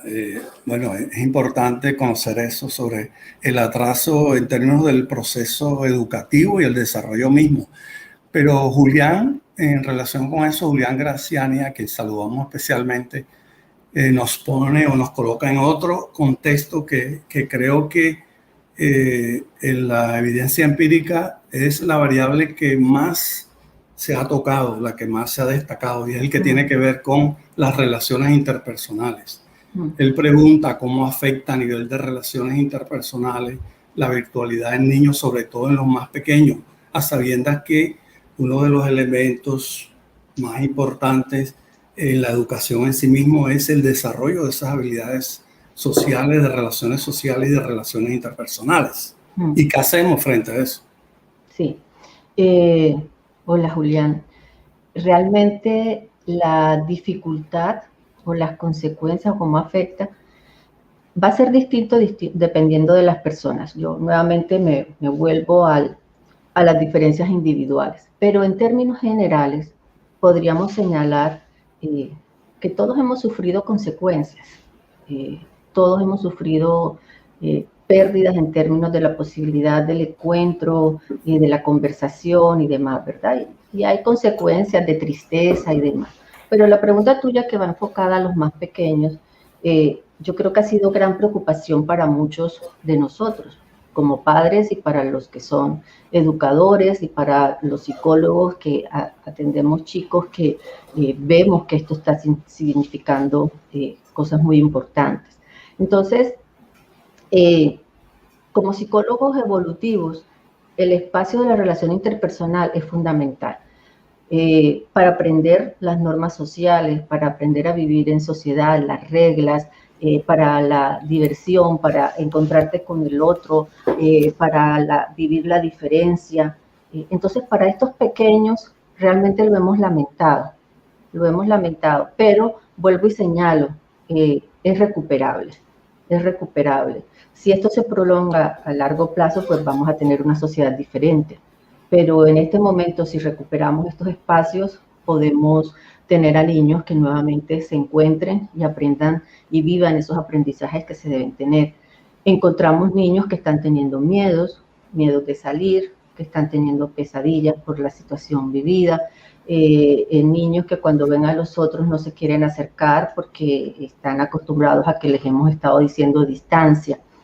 Pero también observamos que una vez se da la posibilidad de los encuentros, estos se recuperan más rápidamente. Esa capacidad de los niños, entonces viven con alegría y se recuperan en ese encuentro. Pero sí, yo creo que no es mentira que estamos teniendo ciertas situaciones que nos están generando un agobio y una preocupación, pero si les permitimos recuperar ese espacio, van a mostrarnos esa capacidad de resiliencia y de aprendizaje. El aprendizaje y como dije yo, el aprendizaje social, la colaboración es fundamental en este proceso. Y ya nosotros los adultos lo tuvimos, entonces claro, para los niños es necesario. Confiemos en que pronto puedan volver la gran mayoría con los cuidados necesarios a volver a encontrarse con sus compañeros.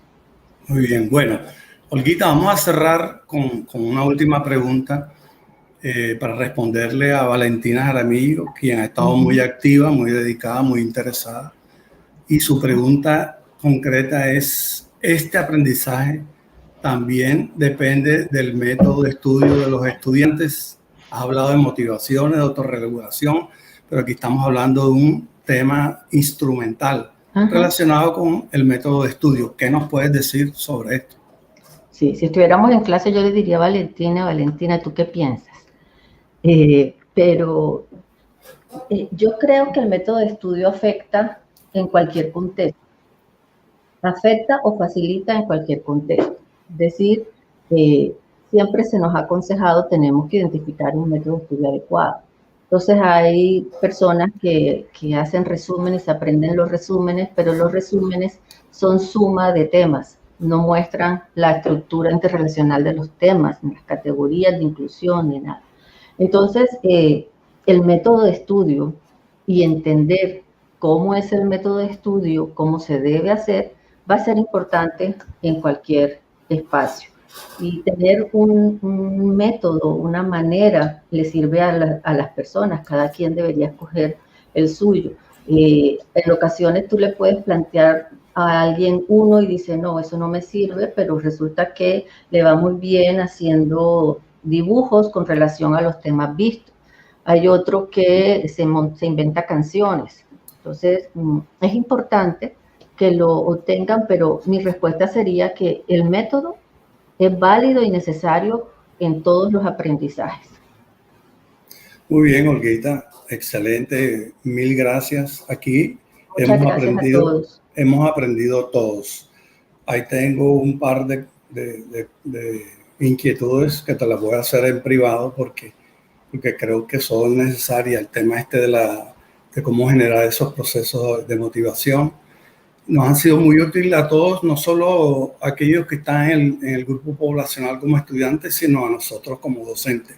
Sabemos que este siguiente semestre vamos a mantener esa virtualidad y aun cuando estamos con personas un poco más maduras, pues de todas maneras eso nos impone, nos genera y nos exige retos interesantes para mantener esa calidad, para mantener ese desarrollo óptimo de lo que se hacía, creo yo, presencialmente.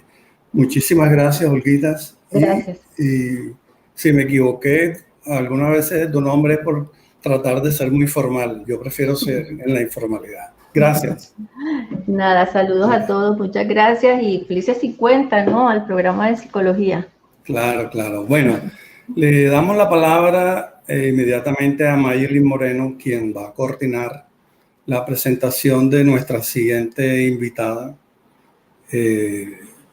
otra Grandes Ligas como Ana María Trejo, de manera que adelante, Mayelin, te escuchamos y escuchamos a la expositora.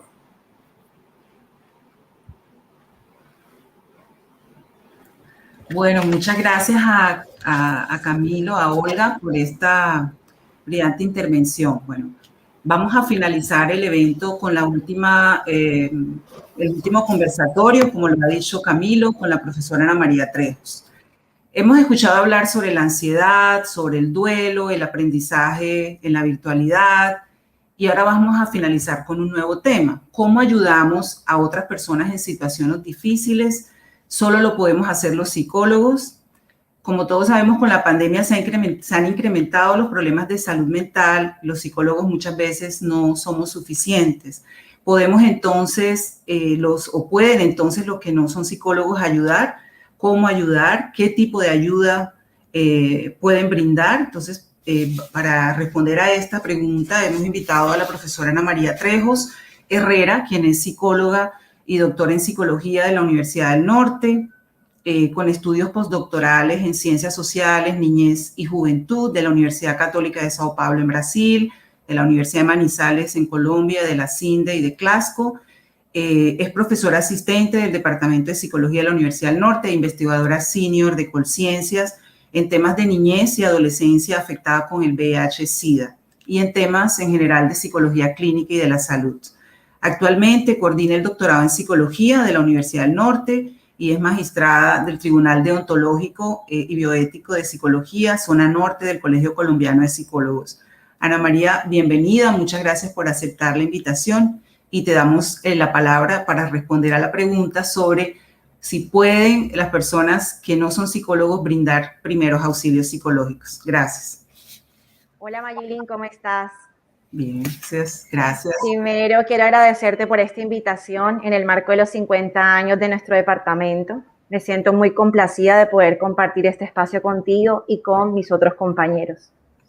Exacto, gracias. Bueno, entonces entrando al tema un poquito, pues para responder tu pregunta, lo primero que tenemos que aclarar es qué es una crisis, ¿verdad? Una crisis es una reacción conductual, una reacción emocional, pero también es una reacción cognitiva y biológica de una persona ante un evento precipitante cualquiera, ¿verdad? Y en ese momento se constituye en un estado temporal para la persona de trastorno. La persona se desorganiza y obviamente tiene en ese momento necesidad de ayuda. Y está caracterizado precisamente por esa disrupción de esa homeostasis o de ese equilibrio psicológico que todos los individuos tenemos en nuestra vida y aparece cuando tenemos que enfrentar un obstáculo que puede ser muy difícil o desborda las capacidades del individuo para resolverlo o precisamente de pronto ante algunos objetivos o algunas expectativas vitales que ese sujeto en particular tenga. Entonces, en la crisis, normalmente lo que sucede es que las personas pierden temporalmente esa capacidad de dar esa respuesta efectiva, que esté obviamente ajustada a los problemas que tenemos en la vida, porque están fallando esos mecanismos normalmente habituales que tenemos para afrontar los problemas, y obviamente existe pues incapacidad para que podamos manejar esas situaciones y darle solución a esos problemas particulares que obviamente tiene el sujeto. Hay algo que me gustaría como comentar, sobre todo en el marco de la pandemia del COVID, y es que pues en la implementación precisamente de la Política Nacional de Salud Mental y la Política Integral de Prevención y de Atención al Consumo de Sustancias Psicoactivas, pues el Ministerio de Salud y Protección Social aquí en Colombia ha estado promoviendo el uso y la importancia de los primeros auxilios psicológicos como esa herramienta preventiva de salud mental, y ha mostrado mucho su relevancia, su pertinencia y sobre todo su efectividad en estos tiempos de pandemia del COVID-19, precisamente para brindar ese apoyo emocional a la población de todo el país y de manera incluso virtual, telefónica e inclusive presencial.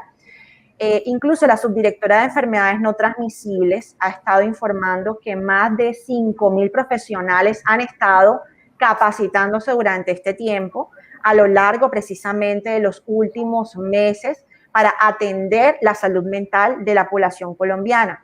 Entonces, los primeros auxilios psicológicos, Maggie, tú cómo lo planteas, o sea, obviamente permiten que una persona afectada pues supere ese momento crítico, le ayudan a que comprenda un poco lo que está sucediendo, que puedas ayudarlo a facilitar esa expresión de sentimientos y lo puedas orientar a activar sus redes de apoyo sociofamiliar y también institucional, para que obviamente pueda recuperar su funcionamiento normal, logre esa estabilidad emocional que tenía antes de ese incidente, de esa crisis, y prevenir obviamente que esto trascienda a un trastorno mental y el comportamiento mucho más grave, ¿cierto? Entonces, cuando la persona ya haya pasado obviamente por esta crisis, va a ver esta situación de una nueva forma, la va a percibir de una nueva manera, la pensará y la sentirá de una manera diferente, porque lo ayudarás con estas estrategias pues a desarrollar habilidades de afrontamiento mucho más efectivo, a mejorar su autoestima, su asertividad y sobre todo sus habilidades para solucionar conflictos. Entonces, esta intervención de primeros auxilios psicológicos pues es de primera instancia, es inmediata, es provisional, no, normalmente es de corta duración y está dirigida a cualquier persona que esté presentando lo que te expliqué, que es esa crisis emocional.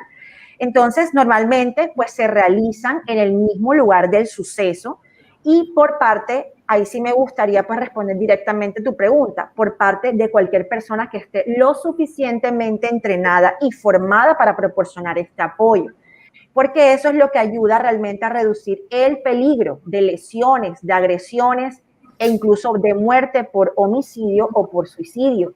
Y obviamente son los que estamos entrenados, somos los que podemos enlazar a la persona con esas fuentes de apoyo y canalizarla hacia los servicios de salud mental en el caso pues de que sea necesario. Entonces, pues para responder un poco, es importante recordar que estos primeros auxilios psicológicos los puede aplicar cualquier persona en el lugar que esté debidamente entrenada, de manera inmediata en el lugar donde está ocurriendo la emergencia, es lo ideal, o sea, no se requiere un espacio como formal, como un consultorio, ¿verdad? Pero sí, en la medida de lo posible, pues el ambiente tiene que ser un sitio cómodo, un sitio tranquilo y que permita un poco de privacidad. Por eso normalmente cuando ocurren en ambientes abiertos, pues obviamente pues el personal de seguridad lo que hace normalmente es retirar a toda la población que esté pues alrededor de la persona afectada. Para tener un poco en cuenta y para poder aplicar estos primeros auxilios psicológicos, pues hay que tener unas, digamos, indicaciones como generales o algunos pasos que a mí me gusta como siempre resumir para poder como iniciar este proceso de primeros auxilios. Obviamente, lo primero que se requiere es de una gran empatía, en el que tú logres que la persona se sienta activamente escuchada, que se sienta aceptada, que se sienta obviamente comprendida y apoyada en esa crisis que está obviamente viviendo. eso le va a ayudar mucho a que reduzca esa intensidad del aturdimiento emocional, que en ese momento tú la vas a encontrar obviamente colapsada emocionalmente, y le va a ayudar a reactivar su capacidad de solucionar problemas. En un segundo momento, pues también uno tiene que evaluar muy bien la situación, ¿verdad? Indagar en ese momento, bueno, qué es lo que sucedió, qué es lo que está sintiendo la persona, qué es lo que está pensando y qué es lo que planea hacer, ¿verdad? ¿Qué pasó? ¿Qué sucede? Eso es en el presente, ¿no? Pero en el pasado inmediato, identificar cuál fue el acontecimiento desencadenante o que precipitó esa crisis emocional, ¿verdad? ¿Quién, qué, dónde, cuándo, cómo se precipitó esa crisis? Y en el futuro inmediato, pues hay que tratar de identificar cuáles son esos posibles riesgos y definir esas soluciones inmediatas para la persona. Ya en un paso 3, normalmente pues hacemos un sondeo un poco de las alternativas y del curso de acción para obviamente acompañar a la persona para encontrar, digamos, qué alternativas de solución inmediatas tiene para su problema, que puede dejarse para después, ¿no? Porque normalmente en ese momento lo más importante para el profesional es poder, digamos, retirar del peligro inminente a la persona en el caso de que lo esté y efectivamente darle algunas soluciones o un plan, un curso y un plan de acción con metas a corto plazo. En un paso, pues, número 4, pues, hay que iniciar acciones concretas, ¿verdad? Ayudar a la persona que puede iniciar ese plan de acción, darle como una visión de una actitud mucho más facilitadora, más orientadora, incluso de asistencia, de direccionamiento, de acuerdo con la circunstancia particular que tenga, porque normalmente cuando la persona está aturdida o embotada por esta crisis emocional, pues le va a costar un poco iniciar el curso de acción concreta y por eso necesita un poco más esta actitud más facilitadora y orientadora. Y pues en un paso 5, pues hay que hacer un seguimiento y una retroalimentación y obviamente hay que tener un encuentro posterior con la persona, tener pues sus datos de contacto pues para hacerle un seguimiento y normalmente estas personas para prevenir que tengan o desarrollen trastornos mentales y el comportamiento mucho más graves pues asisten a un seguimiento de psicología y también valoración por psiquiatría. Ok, Ana María. ¿Ahí me escuchan bien? Sí. Bueno, gracias Ana María. Bueno, digamos que de lo que has dicho, ves muchas cosas interesantes y me parece bien esto de los pasos porque las personas les sirve como hacer ese proceso de cómo poder ayudar, pero tú fuiste muy insistente en decir que a pesar de que no son psicólogos quienes brindan estos primeros auxilios psicológicos, deben estar entrenados. Entonces, la primera pregunta es, ¿dónde se hace ese entrenamiento? ¿Cómo se hace ese entrenamiento? Para pues luego pasar a las siguientes preguntas, porque los que están escuchando pueden estar preguntándose, a mí me gustaría hacerlo, pero ¿cómo hago yo para, digamos, para acceder a ese tipo de entrenamiento? Normalmente en los cursos de extensión de las universidades se ofrecen cursos de primeros auxilios psicológicos y también el mismo Ministerio de Salud y Protección Social está formando activamente profesionales que quieran o personas que quieran formarse en primeros auxilios psicológicos, sobre todo después de la pandemia. Ok, bueno, la pregunta siguiente tiene que ver con eso y es, bueno, entiendo que deben ser personas entrenadas, pero las crisis no se presentan con entrenamiento, se presentan muchas veces, digamos, no las esperamos y estamos frente a una persona que está en crisis. Sí. Creo que una pregunta es que yo te haría es, por lo menos, ¿qué no hacer? Muchas veces no sabemos mucho qué hacer. Creo que lo primero es ser empático con la persona, escucharlo, lo que tú decías ahora, pero ¿qué cosas no debemos hacer en ese momento? ¿Cuáles consideras tú?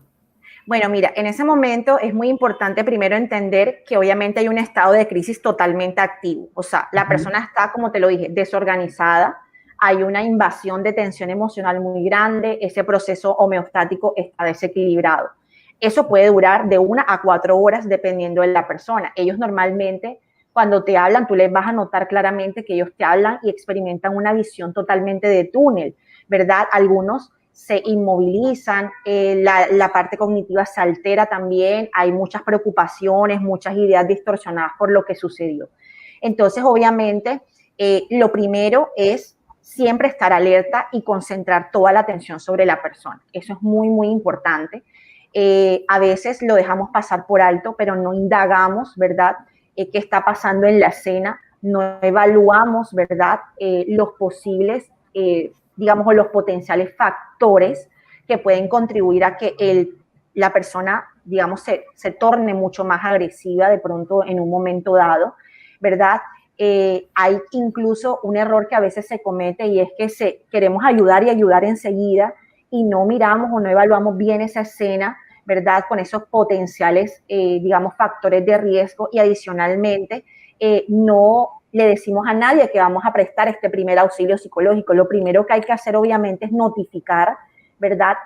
Digamos, a las autoridades de seguridad del lugar o del sitio que efectivamente vamos a iniciar una atención de primeros auxilios y que probablemente se necesite la presencia de entidades policiales e incluso médicas, ¿verdad? Y obviamente también cuando la escena es muy peligrosa, pues normalmente uno no ingresa hasta que las entidades de la policía pues consideren que la situación realmente es segura para todos. Ahora, si ya tú te encuentras en la escena y evidentemente hay una amenaza muy grave, algo que también hay que considerar es que hay que retirarse de la escena, porque obviamente, como siempre nos los enseñan en primeros auxilios psicológicos y a los brigadistas siempre nos enseñan que pues nuestra vida está primero, entonces hay que retirarnos discretamente de la escena y abandonar el lugar si nuestra vida efectivamente está en peligro y buscar un lugar seguro para nosotros. En este momento también lo importante es no realizar críticas, no realizar juzgamientos, ¿verdad? Porque eso lo que puede desencadenar es una reacción mucho más violenta por parte de la persona, sobre todo porque nosotros no sabemos ni siquiera si esa persona tiene o no tiene un trastorno de personalidad de base. Entonces, es importante como dejar hablar al paciente, ¿verdad? Eso le produce a él la sensación de que está siendo como escuchado. Tú puedes tratar un poco como de sintetizar la conversación. La idea no es que tú seas extenso ni nada, pero eso sí, no refutar, no discutir sobre ideas que el paciente tenga, ¿verdad?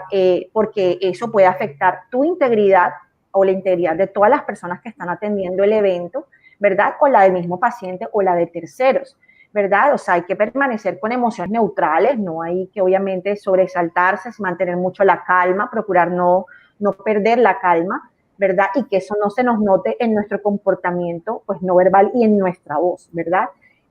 No fijarle la mirada tan directamente y jamás dar la espalda. Eso creería yo que pues obviamente yo recomendaría, ¿no? Hay que tener mucho cuidado cuando encontremos pacientes en los que obviamente tú ves señales obviamente de agitación, como por ejemplo está aumentando el tono de voz, se nota muy tenso muscularmente, el nerviosismo, la hiperactividad, la inquietud psicomotora, mira para un lado y para el otro, ¿verdad? Y sobre todo si tiene cerca pues armas o objetos contundentes con los que pueda obviamente pues agredir. Eso sería como lo primero, Mari. Ok, bueno, creo que eso tiene que ver con la última pregunta, que es ¿qué habilidades de comunicación podemos usar en ese momento, Ani? Sí, bueno, los primeros auxilios psicológicos siempre van a suponer una capacidad por parte, obviamente, del profesional que está capacitado, pues para sintonizarse un poco con esa situación personal de la persona que está en crisis. Y obviamente eso incluye estas habilidades de comunicación, pues para establecer los mínimos de confianza que se necesitan, pues para favorecer esa conversación. Yo creo que todos lo hemos visto y pues recientemente en nuestra ciudad también sucedió un evento también que pues abarcó todas las redes sociales y tomó mucho tiempo pues para dialogar con esta persona. Esto no es algo que tampoco se hace, tú empiezas a hablar con la persona y a los 5 minutos la vas a convencer. No, estos son procesos normalmente muy largos.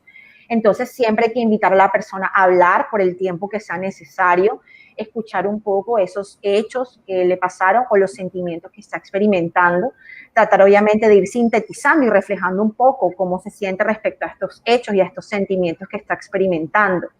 Y tratar obviamente de ganar control y calma sobre la persona. Como te lo dije anteriormente, es importante indagar un poco acerca de ese pasado inmediato, tener en cuenta obviamente qué precipitó la crisis y tratar de identificar un poco qué recursos personales internos tiene, pero también de pronto recursos externos que tiene. y examinar un poco para proponer esas alternativas de las que les hablo ahorita. Entonces, al principio, pues lo importante es realizar como ese acercamiento. Es un acercamiento, no en distancia, pues obviamente sí tienes que mantener una posición de distancia que en primeros auxilios psicológicos se llama una posición segura de escape, pero lo suficientemente cerca pues para poder hablar con el paciente o la persona y acerca de lo que obviamente le está sintiendo. Entonces, el ideal no es que el paciente obviamente se oponga a hablar, ¿verdad? Pero hay que obviamente utilizar estas estrategias para hacerle notar, ¿verdad? Con suficiente capacidad sugestiva, hay que llamarlo de esa manera, en el que obviamente incentivar que el paciente exprese lo que está obviamente sucediendo, preguntarle obviamente qué fue lo que le pasó, cómo se está sintiendo acerca de lo que acabó de pasar o de lo que está sucediendo en este momento, porque está allí, ¿verdad? Y eso te permite tener una imagen completa de lo que está efectivamente pasando con él. Indagar sobre esos pensamientos, describir, pedirle que te describa un poco, ¿verdad? Para marcar como ese punto de inicio, qué es lo que está pensando, qué fue lo que desencadenó esa situación particular, estar muy atentos, como te dije, si se agita psicomotoramente, atentos al cambio emocional, si se intensifica o si disminuye, ¿verdad? Que la idea es que obviamente mientras tú vas conversando con él, los sentimientos van disminuyendo, ¿verdad? En caso de intensificarse, obviamente hay que continuar con otras preguntas con el fin de obviamente ir disminuyendo ese estado de agitación del estado emocional. Y obviamente cuando eso se logre, pues seguir con el tema que sí tú identificaste que intensificó como la reacción emocional. Ahí hay que ir evaluando obviamente un poco esos síntomas físicos, psicológicos, determinar si de pronto hay alguna alteración que puede estar comprometiendo pues la parte psicológica o incluso fisiológica. En ese punto, pues, se percibe si tú estás realmente teniendo éxito en la comunicación o no, o por si del contrario, definitivamente lo que hay que realmente es el último recurso que se quiere, es el de la sujeción o contención mecánica y obviamente el uso de fármacos en contra de la voluntad del paciente, que ya es el último, digamos, de los recursos. Pero tratar de mostrarle un poco de reconocimiento, que al paciente mostrarle que en la situación en la que se encuentra, ¿verdad? Y digamos, hacerle caer en cuenta de las posibles amenazas que obviamente puede estar en ese momento viviendo. Y obviamente si el paciente lo permite, pero ya eso es con mucho entrenamiento, me refiero a casos incluso en que la vida del paciente está comprometida, hay veces en los que es posible acercarse y obviamente retirarlo del peligro en el que se encuentra, pero como te lo dije ahorita, mientras nuestra vida definitivamente no esté en riesgo, si el paciente permite ese acercamiento, pues eso se puede obviamente hacer y claramente después el paciente tiene que efectivamente, normalmente paciente con ideación suicida y paciente con intento suicida tiene que ser hospitalizado. Ok, bueno, Ani, yo creo que ha sido lo suficientemente amplia y explicando cómo manejar sobre todo este tipo de crisis que requiere realmente un entrenamiento, dependiendo del tipo digamos, de crisis y ya en últimas, pues pasar a otras, digamos, lo que llamaríamos un segundo nivel, que ya sería pues acompañamiento ya así de profesionales, de psicólogos o en algunos casos de psiquiatra, cuando pues ya se requeriría algún otro tipo de intervención. Yo quiero ir pues cerrando esta jornada, pues saludamos aquí a Francisco Javier Vázquez, a María Elvis Moreno, que han estado muy atentos, que nos agradecen por esta temática. Y bueno, pues agradecerte a ti, Ana María. Desafortunadamente se nos ha ido agotando el tiempo. Creo que hemos tenido una buena jornada de conversación con todos nuestros colegas expertos, a quienes le agradecemos mucho a los que han permanecido hasta el final con nosotros. Y quiero decirles que vamos a tener una segunda jornada el día 29 de julio por este mismo canal de 2:30 a 5 de la tarde, donde trataremos estos temas con otros colegas desde otras perspectivas. Entonces, pueden extender esta invitación.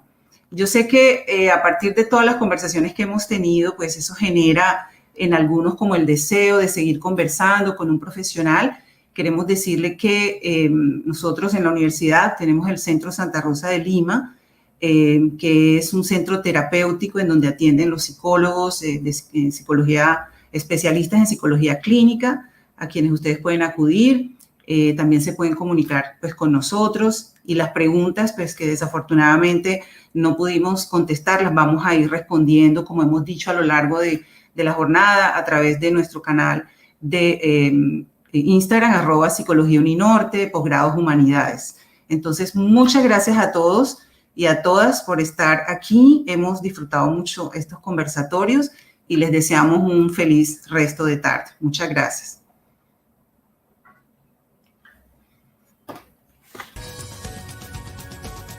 Los siguientes contenidos de Uninorte Co te pueden interesar. No olvides suscribirte